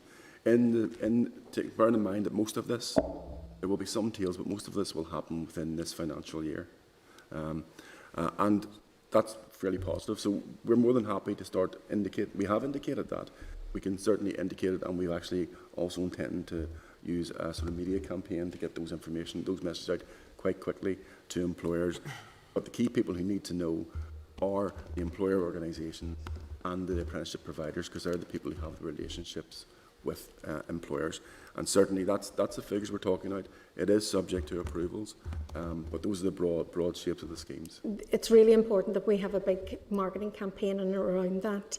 And as I say, time is of the essence. Most people are considering their futures now in September, and we need to kind of move on with that and paint it big in big letters everywhere, what the government and the department is offering. In that context as well, I should say, last year was the first year we had an apprenticeship week, and as part of that week, we formed very strong relationships with nearly every council. We created an apprenticeship hub, effectively, and we'll be working closely with those hubs to get these messages out. Yeah, but I work with a lot of business organisations, and they're not clear. They're not clear with what exactly the incentives that are. So we need to speed it up. That's just an observation. We need to speed it up. And in relation to university places as well, you know, behind every time we say young people, but behind that there are individuals that are really feel as if they're floating and nobody's really putting them into any places yet. You know, I've got a girl, Ellie, and she was really looking forward to go to Queen's, but her results came out, and instead of getting 2 A's and an A star, she got 3 A's. And she feels she's a failure because she didn't get them. She got then reassessed, her teacher, she got the predicament, but there's no places left for her. Ellie is hanging on by her nails. Her parents are devastated for her. She doesn't know where she's going in a few months' time or a few weeks' time. And so there are real concerns. We need to get answers to these people as soon as possible. I have other people that did not make the grades that they wanted to, and they're deciding they're going to work this year. They're not going into education, and they're going to resit their exams. Well, I'm afraid, you know, after a few months, we will lose those people to education if we don't get them either a place in further education or a place in the apprenticeship programme. They will become some of the casualties of COVID. And I really do believe that we need to have a lot more investment in careers advice and in job centres in order to capture those people that are falling through the net, and in a few years' time will have nothing to progress into higher levels within their careers. So it's just an observation in terms of careers. And we need to get there. I think Ellie had been told, I mean, it could be anybody, it could be Jane, they're sitting out there and they're waiting on clarification of where they're going in the next few weeks. It is having an impact on their mental health and in their relationships within their home life as well. Can I just come back on that? Because I think that this is actually a really important issue. And it's one of the reasons why we decided absolutely no quibble, nothing else, that if we needed additional places, that we would get those additional places to young people. I would absolutely hate to think that Ellie or any other young person who was achieving such high grades would actually feel that there was no place for them in the higher education system. And I would encourage her to actually talk to the careers advice people and talk to the universities.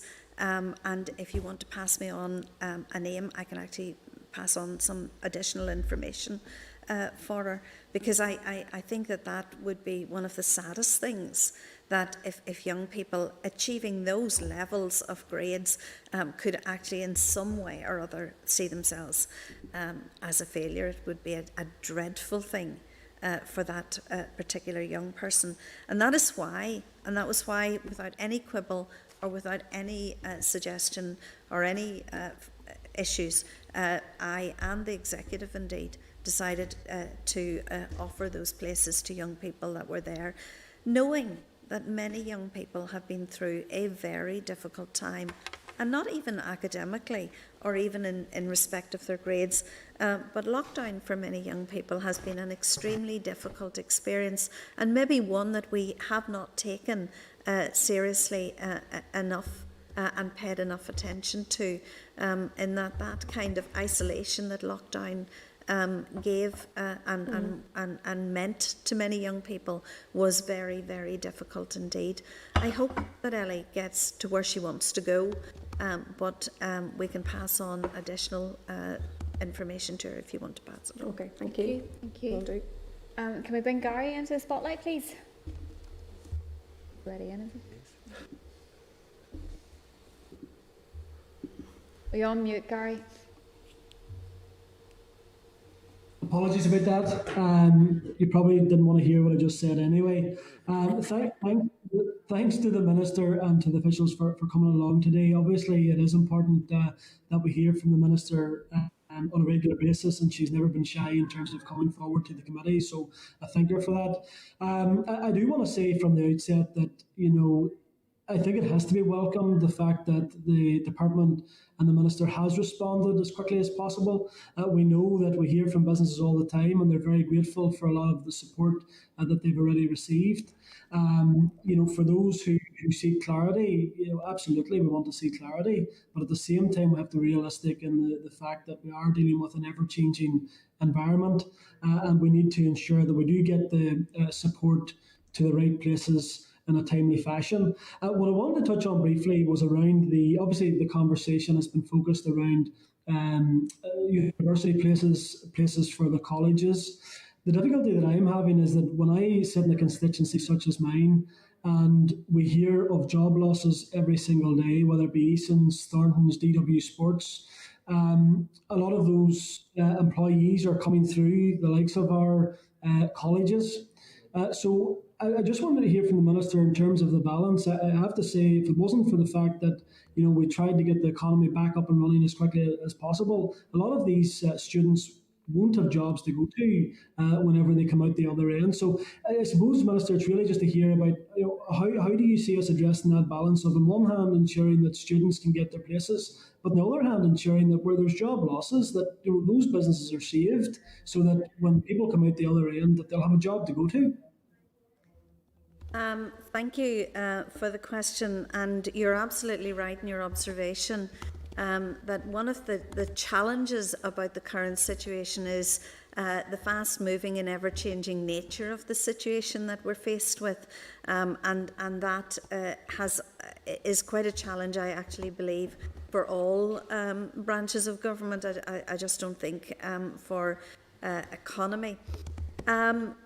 It is really important that we get young people placed in higher education. We've been through the issues around that, and I'm absolutely committed to doing that, and the Executive is committed to doing that, and funding has and will be made available to ensure that those young people are retained within the economy.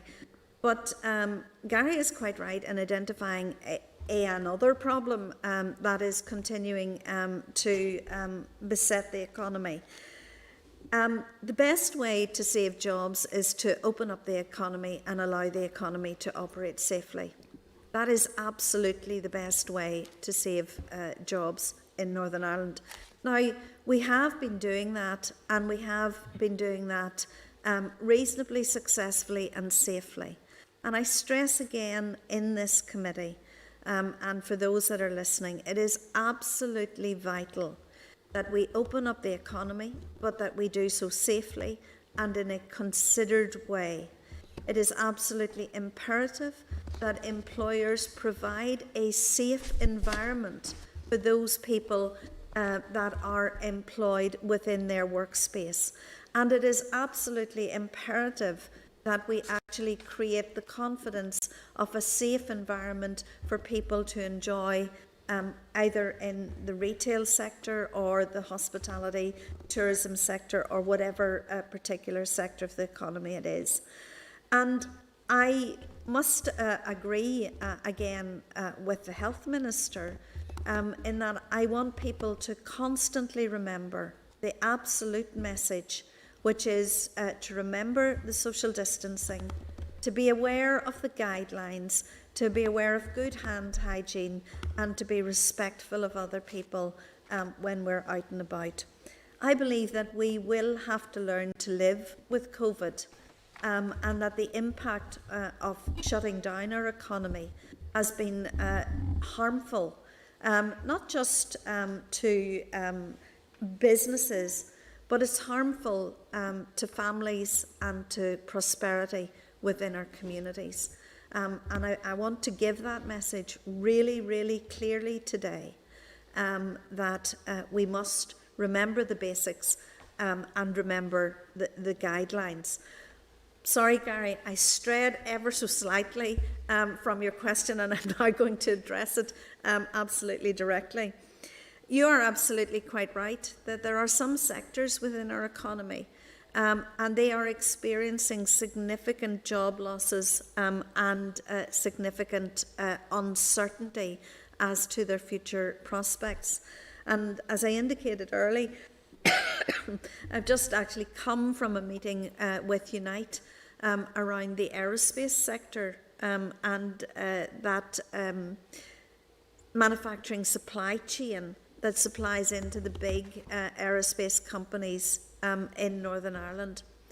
So I am absolutely concerned, and one of the things that I think that we need now to do is to focus not just on maybe for some sectors, I think a retention of the job retention scheme would be useful.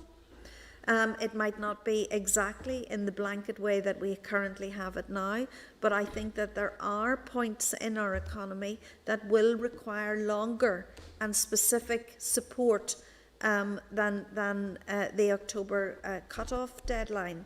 And this is something that I know that the First and Deputy First Minister expressed to the Prime Minister when he was here, and something that I continue to talk to the Department for Business about in London, and it's particularly important for that aerospace sector that I was talking about.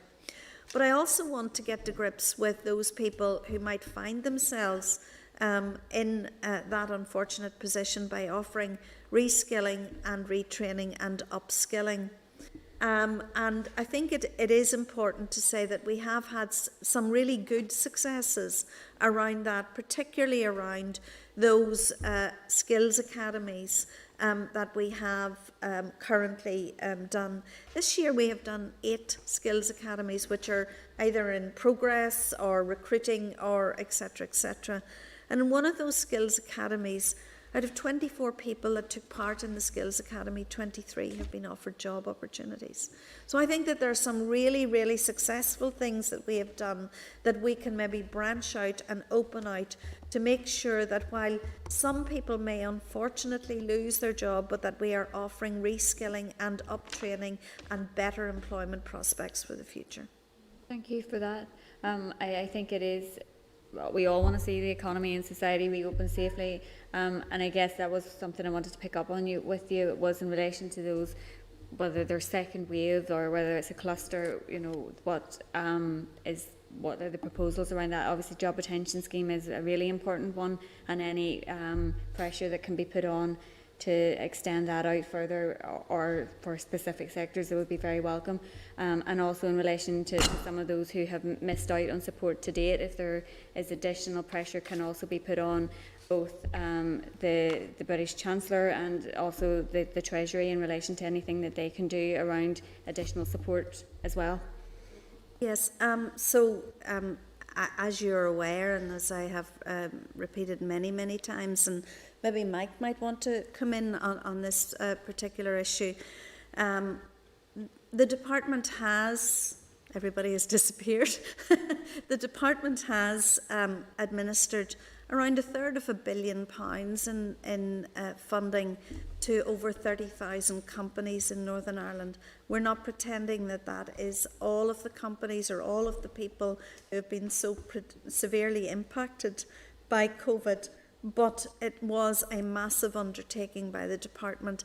That has been supplemented by the things like the job retention scheme, by the self-employment scheme, and maybe Mike might want to go into the detail of it, but around 80% of people who are self-employed in Northern Ireland have actually availed of the self-employment scheme at a national level. Those are very significant interventions in the economy and something that the economy absolutely needed to get through this very difficult period. I think I will. Okay. Maybe you want to come in Yeah. on the specifics of the continuing support package. Okay, thanks, Minister.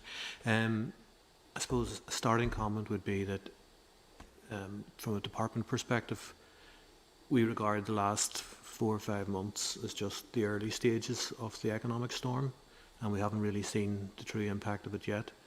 As the Minister said, 80% of people who are self-employed are on receipt of the Treasury's self-employed income guarantee scheme. We have another so it's roughly about 80,000 people. We have another 250,000 employees on furlough. So there you've got 330,000 people in some form of direct income support. Okay. Those schemes start to taper out from the end of this month and come to an end at the end of October. So the Minister and the Executive have been making representations about the need to consider, the durability of that, because if you turn off the tap, those people a large cohort of them will migrate straight to unemployment. And our expectation is that by the end of this year, unemployment will be over 100,000 here. There's no, and my personal view is that's a conservative estimate. Okay. So the question is, where do we go as the storm starts to gather pace? And this isn't a cyclical economic shock, this is a profound structural shock to the local economy that's going to take years to address. You know, you can't expect economic output in Northern Ireland to decrease by at least 10% on a per annum basis and not have significant, profound structural changes in the local economy. There are some sectors that will struggle, and the obvious ones are aviation, as the Minister said, and retail, hospitality, tourism. We know those issues, and it's difficult to see how you can come up with a resolution for those difficulties in the short term. As the UK-wide schemes taper off, the challenges in those sectors come more profound. So the Executive, I think, will have some difficult decisions to take in the coming weeks. The Executive has spent, just on grant schemes alone, £340 million, and then there's been various rate relief schemes put in place, a whole raft of other initiatives put in place. But that's really just to keep people on life support, okay? But the true impact will really only be felt from an economic perspective as we head into the end of October, November, December time, okay? Which coincidentally happens to be the worst time in terms of trading for many of those businesses. So with all those concerns, and the worry is, I think the Executive has to be really, really fleet of foot now. So there were initial allocations made a couple of weeks ago. So, for example, the Minister referred to the 25 million that went to, for example, the FE colleges and apprenticeships. The Department has identified a number of initiatives that we would like to progress as a matter of urgency, all linked into the paper that the Minister released in June time in terms of rebuilding the economy, okay? So we have a number of interventions that we think need to be fast-tracked in terms of further education, higher education, apprenticeships, support to businesses, okay? And we have, I think, some 36 bids that we need to actually bring to the Executive as a matter of urgency. But time is of the essence, so we know that the Executive is holding money at the centre to reallocate. That money needs to be reallocated out to the economy as quickly as possible.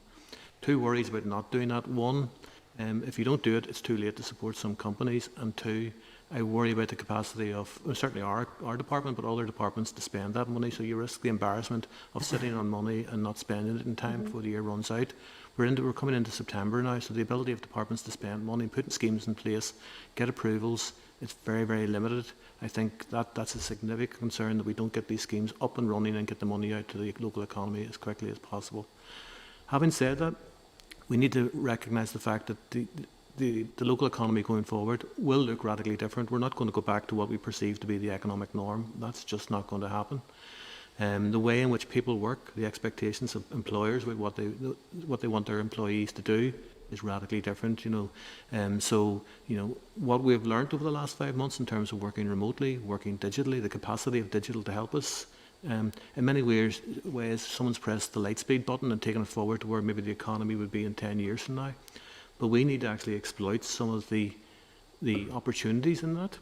We have an edge in some areas, so for example in cyber and the potential in hydrogen and life and health sciences. There's some areas where actually the crisis has provided an economic opportunity here, but we need to move really, really quickly, otherwise we'll just sit back and watch others take advantage of that. Thanks for that, Mike, and I think it would be useful. Obviously, we're quite limited in our time today and on our focus today, but it would be very useful to get a further briefing perhaps around some of those bids and the proposals that are there, and obviously, and it's something that we've raised a number of times, the difficulties that there has been getting support to some of those groups who haven't been able to access it to date, and if there are additional work that can be done around those that have been excluded, that would also be very welcome, and if we could maybe get some more information in relation to that as well. I'm going to move on to John O'Dowd. If you can hear us, John? Thank you, Chair, and thank you to the Minister and to our officials for the presentation thus far, and apologies for not being there in person. I'd hoped to attend, but my PR this morning had different thoughts on that matter. Just returning, Minister, to Mike's comments and your own comments at the start around expecting 100,000 people to be unemployed by the end of the year, severe structural changes to the economy, and Mike's comments about money being held at the centre. What bids has the department made in regards to that funding, and what new innovative ideas are the department hoping to fund from the money that's held at the centre to give a boost to the economy moving forward? Thank you, John, for the question. Mike will come in on some of the detail. Some of the bids that we have put in are around supporting firms, supporting skilling and training within the economy, and others of the bids are around increasing demand.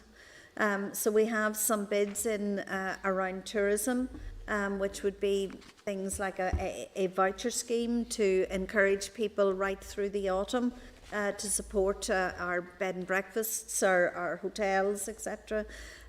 So some of them are around skills, some are around support, and others are around demand being led in the economy. We're happy, obviously, as the Chair said, to come back and discuss those particular bids. We don't throw out these kind of stats very lightly. They weigh heavy with us in the department, and we take a lot of time and effort in considering the kind of things that we can do. For some sectors of the economy, some of the interventions will need to be led nationally. So therefore, I am supporting the devolved administrations and actually Unite in the call for a UK-led task force into the aerospace industry and its future. I am supporting their call for more defence spending to actually help our companies here in Northern Ireland in that advanced manufacturing and precision engineering sector, because I think that that is important at a national level for us to do. So I think that there are some things that are also at a national level that we will require political pressure to ensure that the government understand that some of these issues can only be resolved in the bigger picture, so to speak. So I think it's important that we have a raft of bids that are there, but we also have those kind of issues going on that are led nationally, and I think are hugely important for us. I must say as well, and I have a constant dialogue with the other devolved administrations throughout the United Kingdom, and I think that there is total agreement on this. And I hope in October to have the devolved administrations to meet here around the future for tourism and hospitality, because I think that that is a hugely critical part of our economy. Remember, prior to COVID, 65,000 jobs and huge amounts of money into the local economy from tourism. And I think that our tourism and hospitality sector, while having opened up successfully for the most part, with the exception of the wet pubs, and we continue to work on that issue, they will require a longer tailback of support, which I think is also a national issue as well as being a local issue. Thanks. Gordon.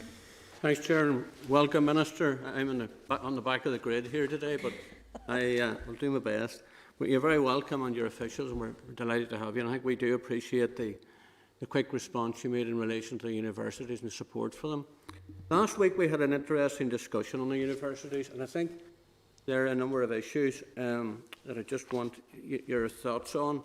The Queen's came along, and we appreciate the work of Queen's University, indicating there may be a need for 500, 600 places. The University of Ulster, who we're all committed to, and there's a lot of money being spent in it, bringing it into the city of Belfast, which we welcome, but they have vacancies.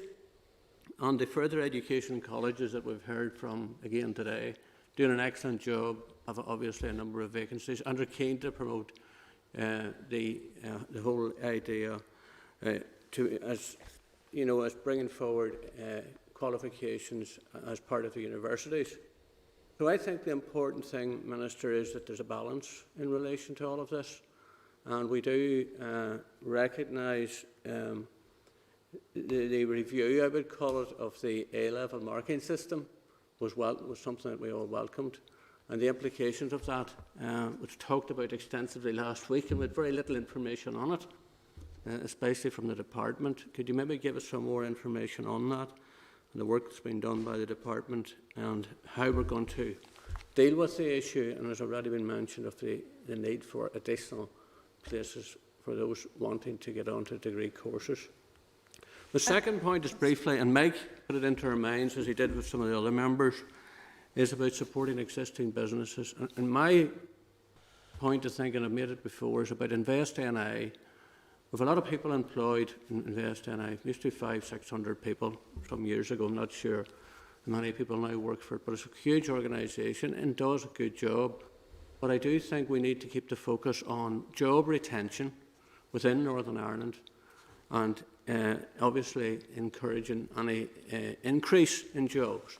But what really does, I think, annoy us as elected representatives is the media pick up on a negative story about the loss of jobs, and we often wonder what has been done time prior to that by bodies like Invest NI to support existing jobs.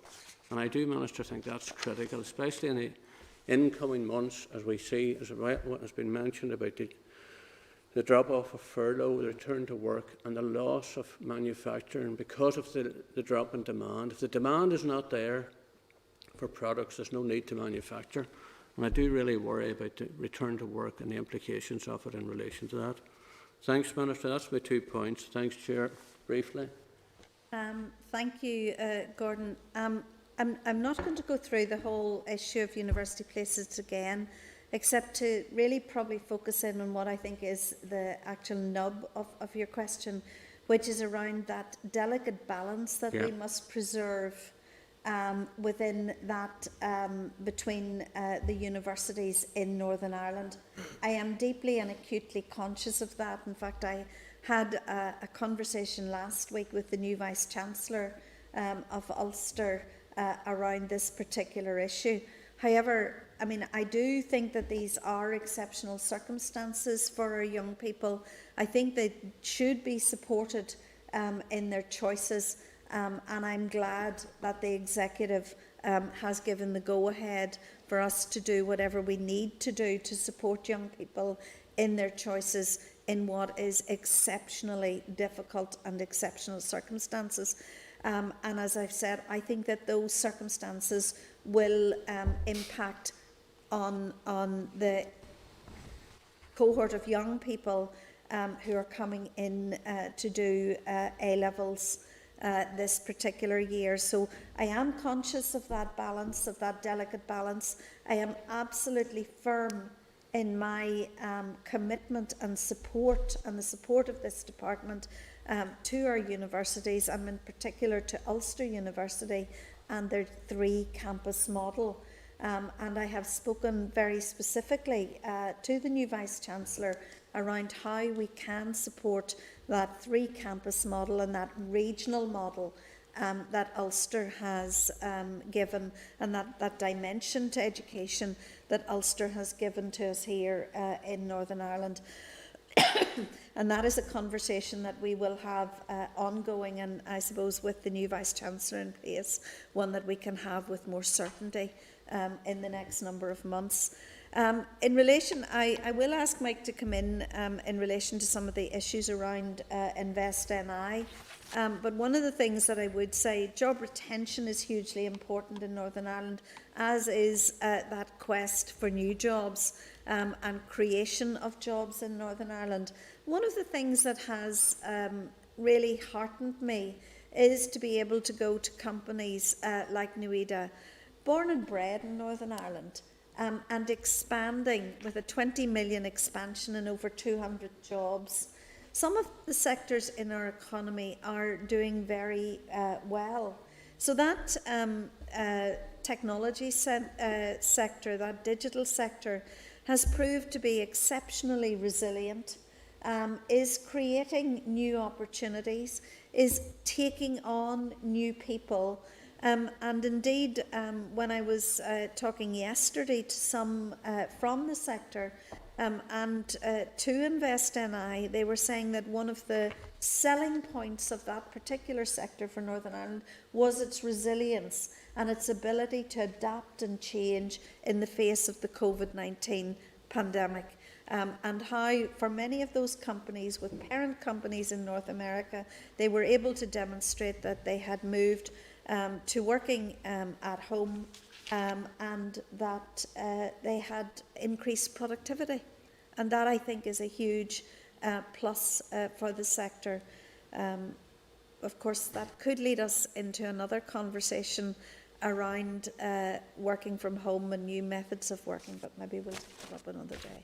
Mike, do you want to come in? Can I just before Mike comes in, I'm conscious that Dan is telling us that you have to leave very shortly, so Claire and John both still have questions, so if maybe Mike could hang on for a few minutes after the Minister leaves. Okay. If you want to go ahead, Claire. Yeah, thank you, Chair. Your executive colleague, Minister Weir, last night recommended that face coverings should have to be worn in communal areas and corridors within post-primary schools. Is that something you're hoping to recommend for FE and HE?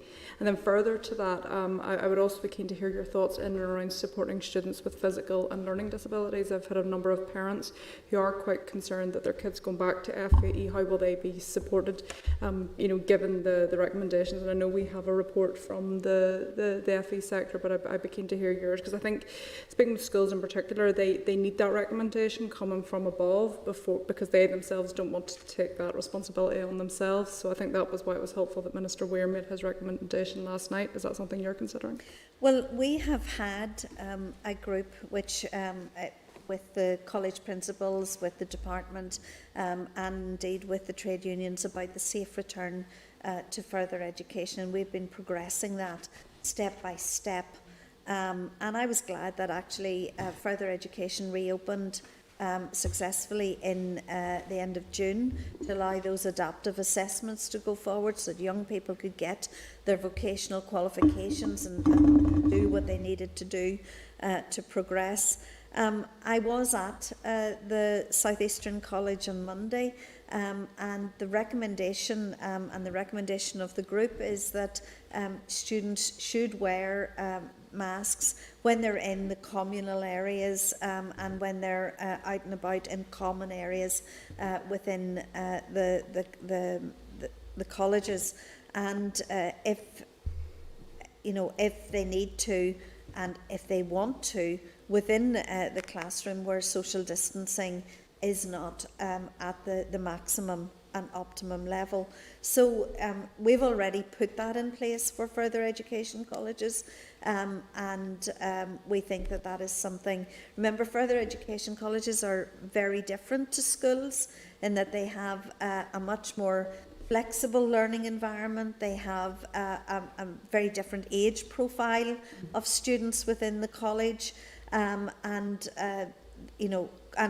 many courses are delivered very, very differently to schools. I was actually really impressed on Monday, both talking to young people in the college in Lisburn and talking to lecturers about the absolute, the extent that people had gone to improve online learning and in fact online teaching for college students. So that was really encouraging to hear, and just shows that ministers should get out and about quite a lot to hear of the impact of their decisions on things. A very encouraging visit to the college there.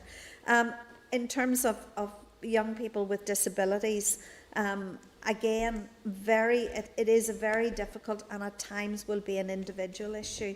You know that we have secured additional funds to help students and student hardship in those particular areas. And if you have particular cases, in fact, I just signed off a reply to an MLA about a very particular case with a young student with disabilities. If you have very particular issues that you're not getting the answers to that you want to, if you would write to me, I'd be happy to come back to you on that. But I do think that we need and I want to support those people who have either physical or learning disabilities to be involved in learning in the further education colleges, and steps that we can take, we will take to do that. Okay. John, very quickly. Thank you, Chair. Thanks, Minister, for everything so far. In terms of the university places, I welcome your announcement on that, and hopefully you and the officials at the universities can work together to get answers as quickly as possible for those young people who are waiting for confirmation of their places. Look forward to getting some information from Mike. I think we could spend days deliberating on an economic recovery plan, and hopefully we can really get into a good 2 or 3 hour meeting in that in here. But one aspect I really want to focus on within that is those that the Chair alluded to who are part of that excluded group. They haven't been able to access the self-employment scheme. They're the 1 in 5 people who can't. They didn't get the £10,000 or £25,000 grant, and they weren't eligible for hardship grants. They are clinging on by their fingernails. I spoke to 2 more businesses who've sadly wrapped it up last week in my constituency, who are single or sole traders or sole directors. What bids have you or your department put in for the £56 million of grant money that came back from the underspend to support them, and is there any plans for a secondary hardship grant that those who have missed out on can access to try and keep their businesses alive until we start to see economic recovery begin? Okay. So thank you, and of course we will come back, because I think that we do need to work together to address the problems of the economy in Northern Ireland. And while we have focused maybe a little bit here today on the problems, there are always opportunities within the economy, and we should also remind ourselves of those opportunities that are there. In relation to those people who have not yet had specific interventions on their behalf, and again I will allow Mike to talk to this because I have to go very, very shortly. We did in June, and I've forgotten this precise date. 17th, I think it was. 17th of June, send a paper to the executive, which was a very, very comprehensive paper around all of the potential areas of need or hardship within the economy. And that included a very, very broad and very wide range of people. And of course, the Department for the Economy was only administering the grants on behalf of the executive, and therefore the 53 million underspend has gone back to the central pot for the executive to allocate in accordance with whichever route they find agreement around. So the money does not lie with the Department for the Economy. The money has been returned centrally and is being held centrally. And indeed, in the last paper from the Finance Minister, he indicated that he was amalgamating all of the money available for economic recovery so that it could be allocated in whichever way the executive agreed. And of course, out of that, on the 13th of August, we were given around about 25 million for apprenticeships and further education. So the money has been returned, and we have put that paper to the executive and the allocations that have been made. Some have been part of it, others have been new bids that are there, but Mike will probably talk you through the process of where that is actually now. Can I say thank you to colleagues? There is no doubt that we have had the most unprecedented and difficult time in the Northern Ireland economy. The resilience of the economy, the resilience of businesses, the innovation and just the ability to wade through the problems never ever ceases to amaze me. And we do want to work for what is a long-term, sustainable and regionally balanced economy. And I do appreciate and thank you for your support. Thank you, Minister.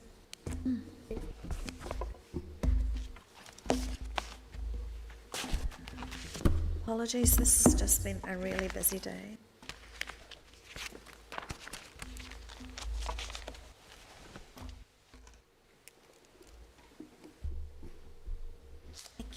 Okay. Mike, if I hand over to you then to maybe pick up on Gordon's question around invest and the support to businesses. Yep. And also if you want to pick up on John's question as well in relation to the bids. Okay, so the issue around Invest NI and what it's doing in the COVID crisis is actually tied into this wider issue about bids and intervening in the economy as quickly as possible. So, as the Minister referenced, we have for some time identified a suite of interventions that we think would help the economy. Can you speak up a wee bit for the guys on? Yep. So we have now, since June, had a number of ideas on how best to intervene in the economy. The 53 million of the underspend from the grant schemes, it's actually in the Department of Finance, and it's been added to a pot of money that was made available to the Executive in July. Committee members are probably aware that the Chancellor allocated, I think it was another 162 million of resource-style consequentials to the Executive. So there is a tranche of money sitting in the Executive to allocate. Back in June, the Department for the Economy had identified 46 bids that we put forward. Since then, we have received, I think it's 23 million, which obviously is the apprenticeships, the FE, PPE equipment and FE free meals. We now have a paper with the Minister revising those bids. Our difficulty is that some of them now we don't think we can spend the money. So our 46 bids is now down to, I think it's probably 34 bids, 35 bids that we would like to fast track through. And our plan would be to get that to the Executive again to try and get money allocated to those initiatives. They total somewhere in the order of about 89-90 million pounds on the resource-style side that we want to spend before the end of this financial year across 13 themes, and this is where it ties into the Invest NI interventions. A number of the issues that we want to take forward are actually Invest NI interventions, so there's a number of bids from Invest NI, and they're around, for example, additional funding for innovation support, skills interventions, fast-tracking some selective financial assistance projects, small business accelerators. So there are a number of things that Invest NI has identified that I think it can deliver before the end of this financial year that would take some of the pressure off businesses. The difficulty with Invest NI is people only actually acknowledge Invest NI in the terms of a large, normally a jobs announcement as such, and then it disappears off the media radar. But as an organisation, it's doing a lot quietly. Maybe they're not the best self-publicists of what they are actually doing, but there's a lot of things that they would like to do that are relevant. So, one, invest in ourselves. We need to actually maybe shine more of a light on what they're doing, and I'll talk that through with the Chief Executive and the Chair of Invest NI. But as I say, they have come up with a number of very, very interesting and we think positive interventions that they can roll out very, very quickly. They are wrapped up in the bids that the Minister will present to the Executive as part of that £89 million package that needs support very, very quickly. As I said earlier, I would just worry about the timing of all this. Thanks for that, Mike. And in relation to some of those bids from Invest, and we spoke about this a wee bit before in terms of supporting SMEs, are there potentially bids there that would facilitate some of those groups that John and myself and others have highlighted many times that have been excluded from other support? Because we do obviously know from previous conversations the difficulties that there have been, for example, in relation to data from the Treasury. Or is there a way of addressing those two things perhaps together? Yeah, so I think we've revised our bids down to somewhere in the order of 34 bids, okay, that we think we can fast track, and they are spread across 13 themes that we've identified, and Invest sit in a number of those themes, but it's higher education, further education, it's apprenticeships. But at the heart of this, there are a number of sectors that we think do need support. The Executive needs to intervene on.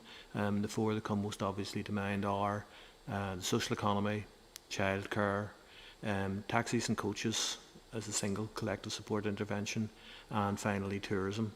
So those are four areas that obviously we know are under significant pressure, and I think there is a willingness there to do something. It's just defining what we do, and we need to do it quickly. The other point I should flag up is that many of these interventions, so for example the £89 million that we know we can spend now, the difficulty is they have tails into later years. So particularly on things like apprenticeships, you don't just fire the money out for those individuals and then say that's it, go away at the end of March next year. So there are significant uncovered financial pressures that DFE would confront if those bids are met that go into later years, and that's the point we're making to the executive. If you're going to intervene in the economy to support these areas, it doesn't just come to an end next March. There are financial consequences and pressures that roll forward in the next 2-3 years after that. Thank you. John O'Dowd is looking to come back in. John, are you in the spotlight there? Yeah, can you hear me? Yep.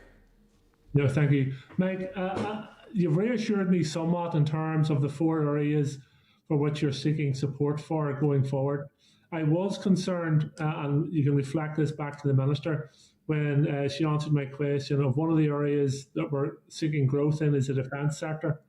The world has enough missiles. The world has enough things to do harm to each other with. We don't need to invest in it any further. We have fantastic pharmaceutical companies. We can invest in the green economy. We can invest in students. We can invest in apprenticeships. We can invest in 100 different things. But please, let's not invest in defence. Anybody's defence, because defence means missiles, bombs and destruction, and that's the last thing the world needs at any time. John? Sinead? Okay, thanks Mike, and thanks for that. And that brings a lot of clarity in terms of some of the bids. We have been told time and time again that the social economy has been left out for support, so that needs to be addressed, and also taxi drivers and coach firms, and I'm delighted that those are within the remit of the Department of the Economy. But the other thing, Mike, that I want to talk to you about, the Minister talked quite a lot about job retention and going back to skills retention.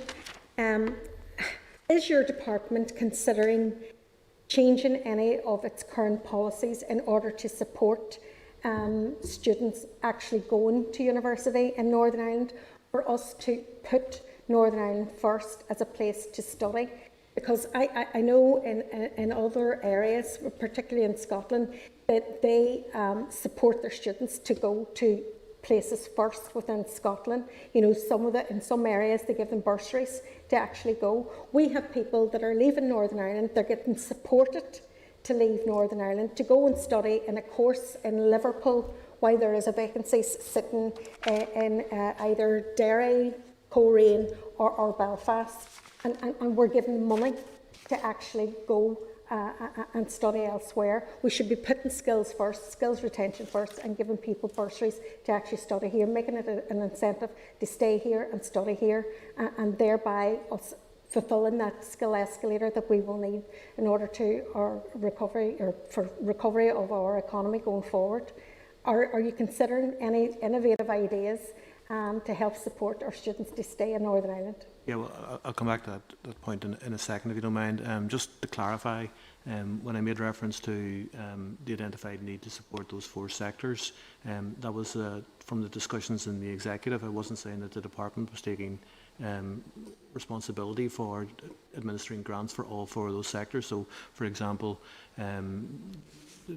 the rationale, for example, for DFI taking taxis and coaches as the licensing and regulatory authority, or Department for the Communities taking social economy. But as I say, there is a recognition in the executive that those are 4 sectors that have been identified that need support, okay, and it's featured in executive papers.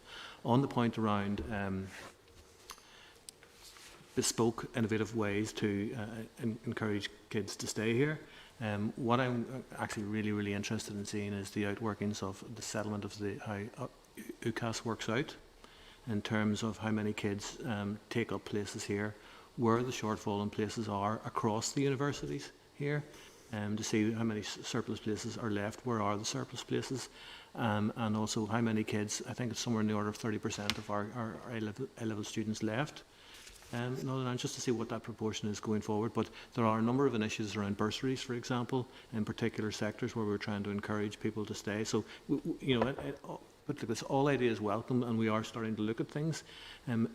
Jim may want to say a bit more on this, but a lot of these things actually tend to be identified, for example, by businesses and what their needs are. And what's been really successful in some areas in terms of encouraging our kids to stay here is in the area of apprenticeships, where, for example, we've developed bespoke apprenticeships to keep people here in both universities and FE colleges, whereas previously they would have gone elsewhere to get those educations? I think it is an important issue. I think there is a real uncertainty around this year in particular, and you do need to wait to see how the UCAS system runs out, but also the college admission system for full-time higher education courses at the foundation degree level and HND. In terms of looking at it, there are always a balancing act, and I know Heather addressed it at the last committee, and apologies for my technology let me down. That's why I stayed on a bit longer today in case there were some questions to be raised. So there is an element of student choice, but there are a number of issues. One is there's a whole cadre of young people who not only don't choose to go away, don't choose to access higher education. That's where things like apprenticeships comes in, because it is accessing the job but continuing education at a higher level, and we've really seen an expansion of that with over 1,000 higher level apprenticeships already. Something we want to protect, but also something we want to grow. I think there's also an area that we need to look at, which is in the postgrad setting, where there's an opportunity to encourage young people back, and I know that is featured as some of the decision making, looking at how we look at the support arrangements for that area. And ultimately as well, you need to look at those areas that are critically important to the economy and to the executive, like the health system, and look at the role of bursaries there. So I think, as Mike said, all ideas are welcome. It's certainly a sort of a change in an evolving picture. I think this year will be unusual in that regard, but I also think it needs to reflect on the level of fees as well, or something as a motivator for young people. But it's something we certainly need to consider. So there is an idea of individual choice, and I also think about how do you get people back to further those studies, and employment opportunities and postgraduates are one of those. That's great, thank you. Gordon, you want to? Thanks, Chair. Just Mike, on the point of the further grants, where do you think we'll get the greatest return in relation to those bids for, I suppose, the betterment of everyone, especially the economy? I'll probably be quite provocative here, but one of the issues that would concern me about grants now at this stage is the value for money that the executive gets from that. So the initial rush to get grants through the door back in April and May time was to keep companies on life support. Okay, we're now 5 months, almost 6 months down the road, so if companies are still in existence now, they probably still will continue to be in existence. So why would you give them grants to keep them going? Could you be better? Would the executive be better deploying those resources elsewhere? So that's a sort of very narrow anorak value for money consideration of the rationale for giving grant support now. And what is clear is that there are some sectors where, for example, they have undertaken massive investment in kit, whether it be buses or taxi fleets or whatever, and they need to service, for example, the cost of those investments. So grants would be beneficial in keeping them alive and moving into the medium and longer term. So I think the key rationale for me in terms of giving further grant support is, does it generate a longer term economic return for that business? If it's only going to keep it in business for another 6 weeks or 8 weeks as we head into more turbulent times, then you have to wonder if the resources would be better deployed elsewhere. Okay, some difficult decisions to be made. Just here, I would like to put on record my support for the defence industry. I think it's a very backwards statement has been made here by a Sinn Féin representative. Of course, we're getting used to that today. There are a lot of people employed in the defence industry and have been traditionally over many years. We have some leading technology and research and development in relation to defence, and it's important that our governments continue to support that. We have people from all backgrounds working in defence and have done here for many years, and it's something I think that we will encourage our Minister, our Executive, to continue to support. And jobs for people are important, and those people, no matter what their background is, are welcome to work in defence as they are in any other opportunity. I think that's important. We underlined our support for defence jobs within Northern Ireland here today. I think there's unlikely to be a meeting of minds on that, so Claire. Thank you, Chair. Mike, I suppose I take your point in relation to you saying if you were to provide any further financial support, what is the purpose of that? Is it to snowball that business, for the immediate future, or is it to ensure that they will have a longer term future? But is there a responsibility on government, both Northern Ireland Executive and the UK government, to actually reimburse or compensate those businesses through no fault of their own that they had to be closed. I suppose what I'm sort of thinking, particularly in and around those who haven't received any financial support up to this point, they didn't choose this situation, you know, so is there a financial responsibility given the fact that it was an instruction from government rather than a recommendation? And I'm concerned, like, if they were to take litigation, would they have a point to say that, well, you know, it was through no fault of my own that I have now loss of earnings? And is that responsibility from government that they would have to support that? I'm also thinking about those businesses that continue to be kept closed by the Northern Ireland Executive, particularly in relation to the wet pubs, and I'm sure there are others as well. Again, through no fault of their own, they are continuing to lose earnings because of decisions instructed by government. So I'm just wondering where the responsibility is, almost from a compensatory perspective. And Jim as well, I'll ask you a question, because last week of your technical difficulties, I'd be keen to know your thoughts around the BTEC. I think we had mentioned that last week, and I'm sorry you weren't able to respond. I had mentioned to the principals earlier that I have a concern that this is not just a once-off this year. I have a concern that there's an ongoing issue in relation to BTEC losing information year on year. And it's something that needs to be addressed, because now we've come to a head. We've deepened the crack that already exists. So, you know, I would be keen to hear your thoughts on that. But Mike, please, thank you. Okay, thanks. I suppose my initial observation would be that the executive has to date assisted financially somewhere in the order of about 30,000 commercial entities. They're over 100,000, so, you know, there's no way in which the executive is going to be able to assist every commercial entity in Northern Ireland. So the question then is, who does it assist? I would suspect that virtually every commercial entity has been impacted by COVID to a greater or lesser extent. The challenge now will be to identify those that have been impacted most, and they can demonstrate that they've been impacted most. So, you know, for example, someone who's been forced to close by Department of Health regulations might be in a different position to another business that has its turnover reduced. Yeah. It's still open, so there's thresholds that you have to apply there. But then you find yourself getting into the old moral hazard question about, you know, if you support one, then everyone else then expects to be supported. So that's the challenge for the executive, is to form a view in the next couple of weeks about degrees of impact. And then I think the important bit I mentioned earlier is that has to be wedded also to consideration about long-term viability and whether those industries can contribute and sectors can make a significant long-term contribution to the local economy. Yeah, I suppose I take your point, but equally, you know, everybody should be expected to be helped if some people were being helped. And I would also make the point too, you know, what's the return for the Northern Ireland Executive? Well, to me, it's to stimulate the economy, and particularly a lot of those businesses, sole traders, they're entrepreneurs. You know, so it would almost be a bit of a farce that we would be trying to encourage new entrepreneurs when we can't help the ones that currently exist. You know, so I do think that there is opportunity to have some sort of return by supporting those individuals. But I suppose, to come back to the point I was making, do you have a legal responsibility to compensate those businesses in which the government has instructed to close? Again, it's, you know, throughout all of this, I've been trying to make the distinction between recommendation and instruction.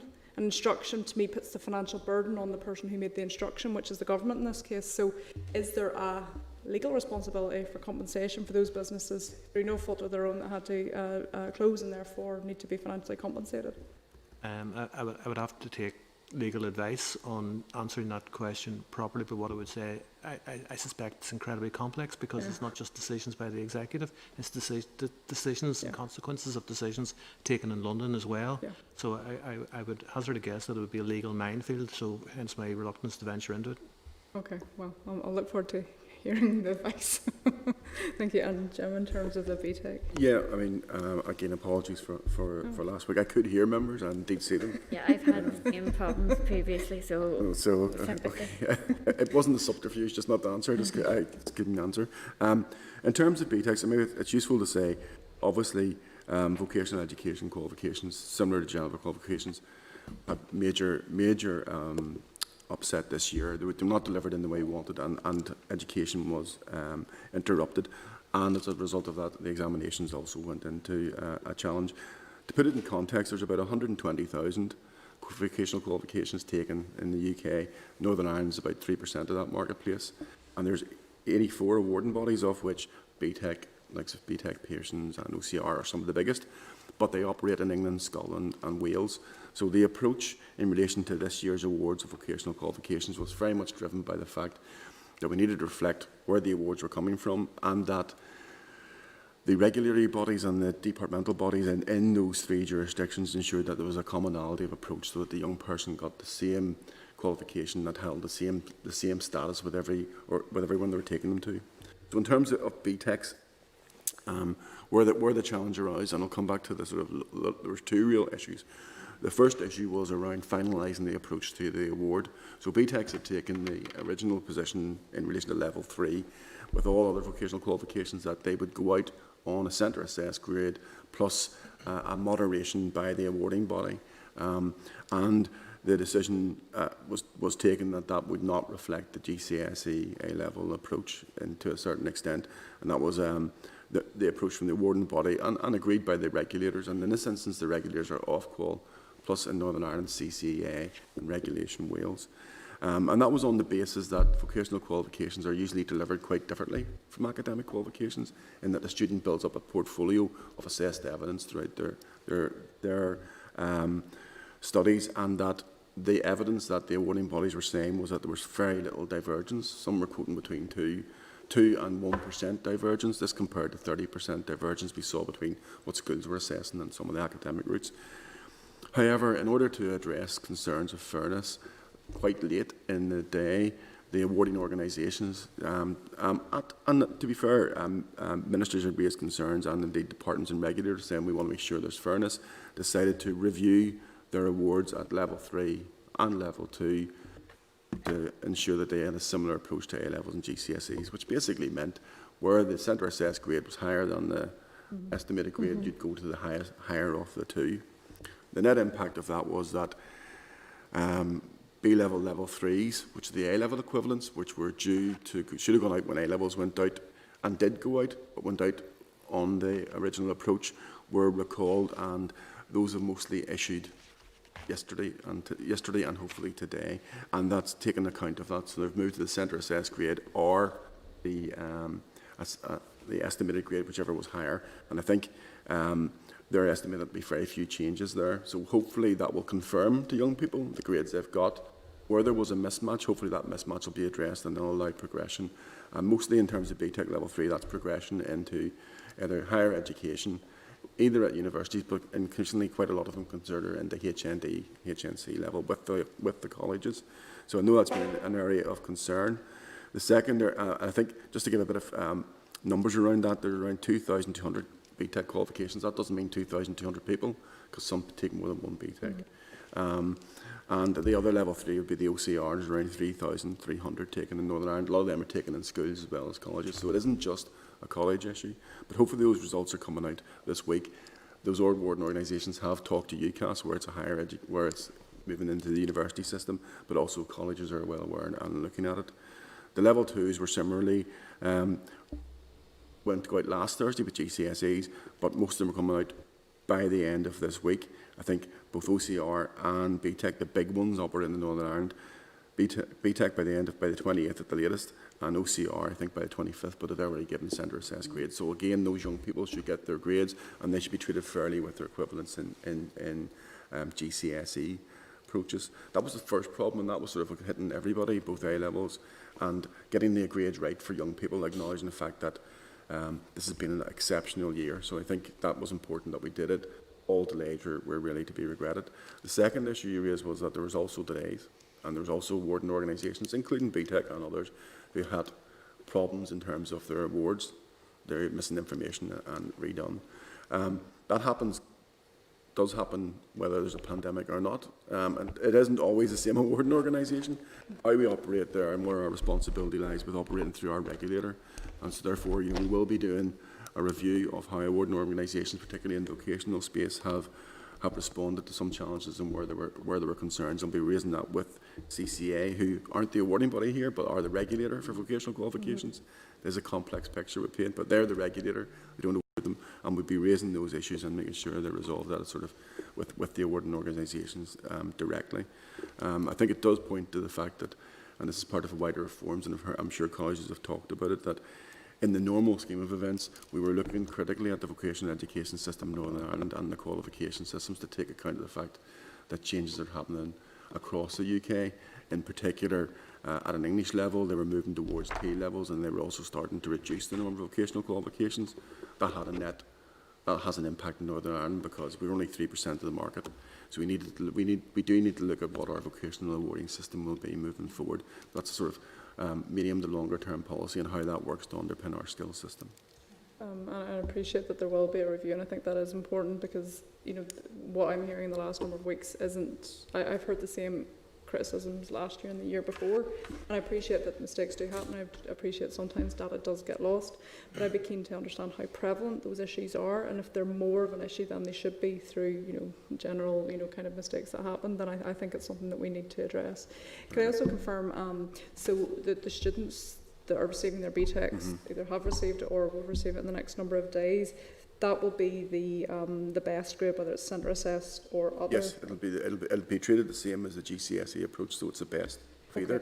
Now we have been advised by awarding organisations, we don't get, because of the huge numbers and the fact that we're sort of 3%, it takes a while for the actual numbers to get through, but those awarding organisations have indicated the level of divergence was considerably lower than for the general qualifications because of the fact that vocational students build up a portfolio of assessed material throughout their course of programmes, and therefore there's a much greater indicator of where they're likely.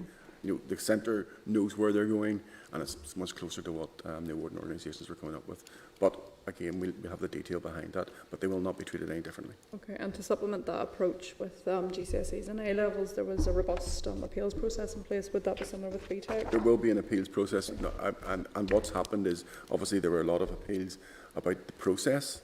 Those appeals are now sort of taken out and will be going back to the standard appeal, which is appeal against the grade that you've been assessed at. You know, evidence that it should have been higher. Okay. A lot of those will be able to be dealt with by the learning, by the centres, and that will be where they'll be directed in the first case. I think as well it's fair to say to colleges that colleges and other training providers where someone would progress with are aware of these delays and have been making sure that young people know there's offers available to them, know that there's places for them if they want to progress from a level 2 to a level 3, and also in terms of the HNCs and HNDs where there may be some query over the entry requirements. I think everyone's making clear there's opportunities there. I think it was really helpful. Thank you. Donald Dowd just wants to come in briefly on this too. Yes, thank you for that in the back end again. One of the comments we heard from the colleges was that we have over 50 awarding bodies here.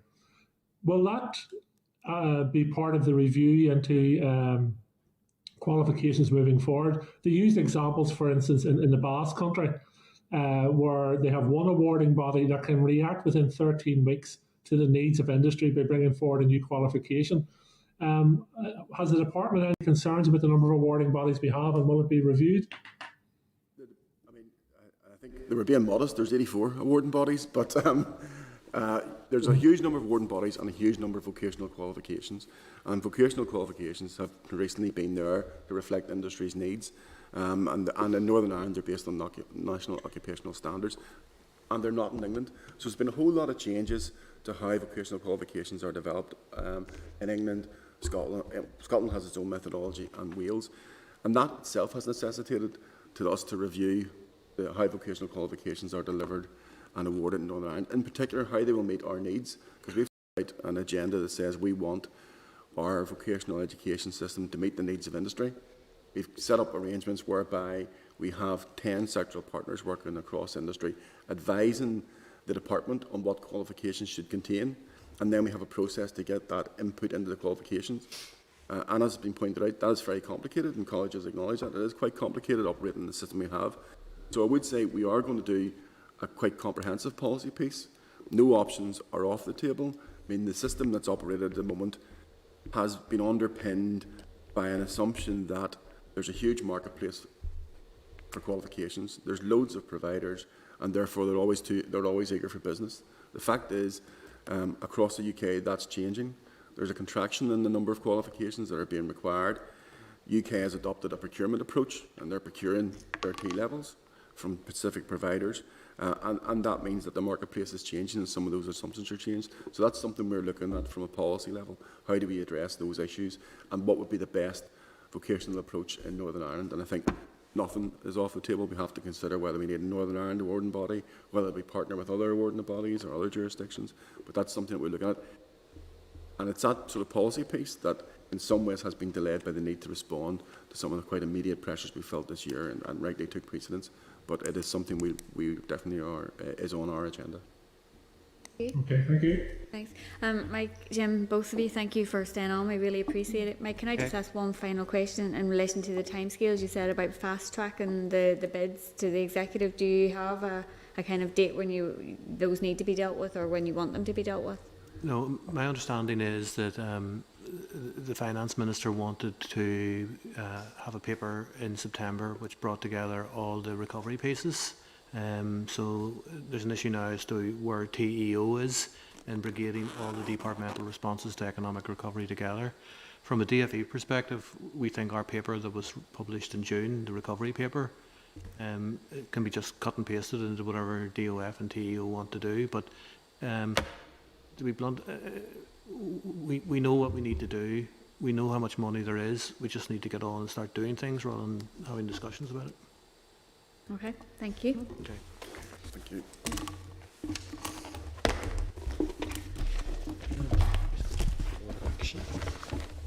Chair, if we could just go back to suggested action from the briefing with the FE colleges, which I think has also crystallised a bit further in the session with officials. What I want to propose and see if members are content is, obviously we're aware that Ken Webb is current chair of the group of principals. So rather than firing off letters to each individual college, can I suggest writing to Ken as chair to collate the information from the colleges in terms of issues they've had with the vocational qualification providers, services and results, say, over the last 5 years? Great. And that we can then feed that through to the department on its review. Okay, perfect, thank you. Thank you. Okay, moving on then to item number 5. Is there any other business? No. Okay, doke. And then item number 6 is date, time and place of next meeting, and we are having our strategic planning session next Wednesday, 2nd in Northwest Regional College in Limavady, and Peter will be sending out further details on all of that. Once I have those, members will have them. Okay. What time is that at? That'll be starting about 11. We'll provide details. The college has indicated that they're content to accommodate, and we're just pinning down sort of rooms and things like that. Okay. We need to bring our mask. There will be mask protocols, yes. Okay. Thanks. When adjourned. Thank you.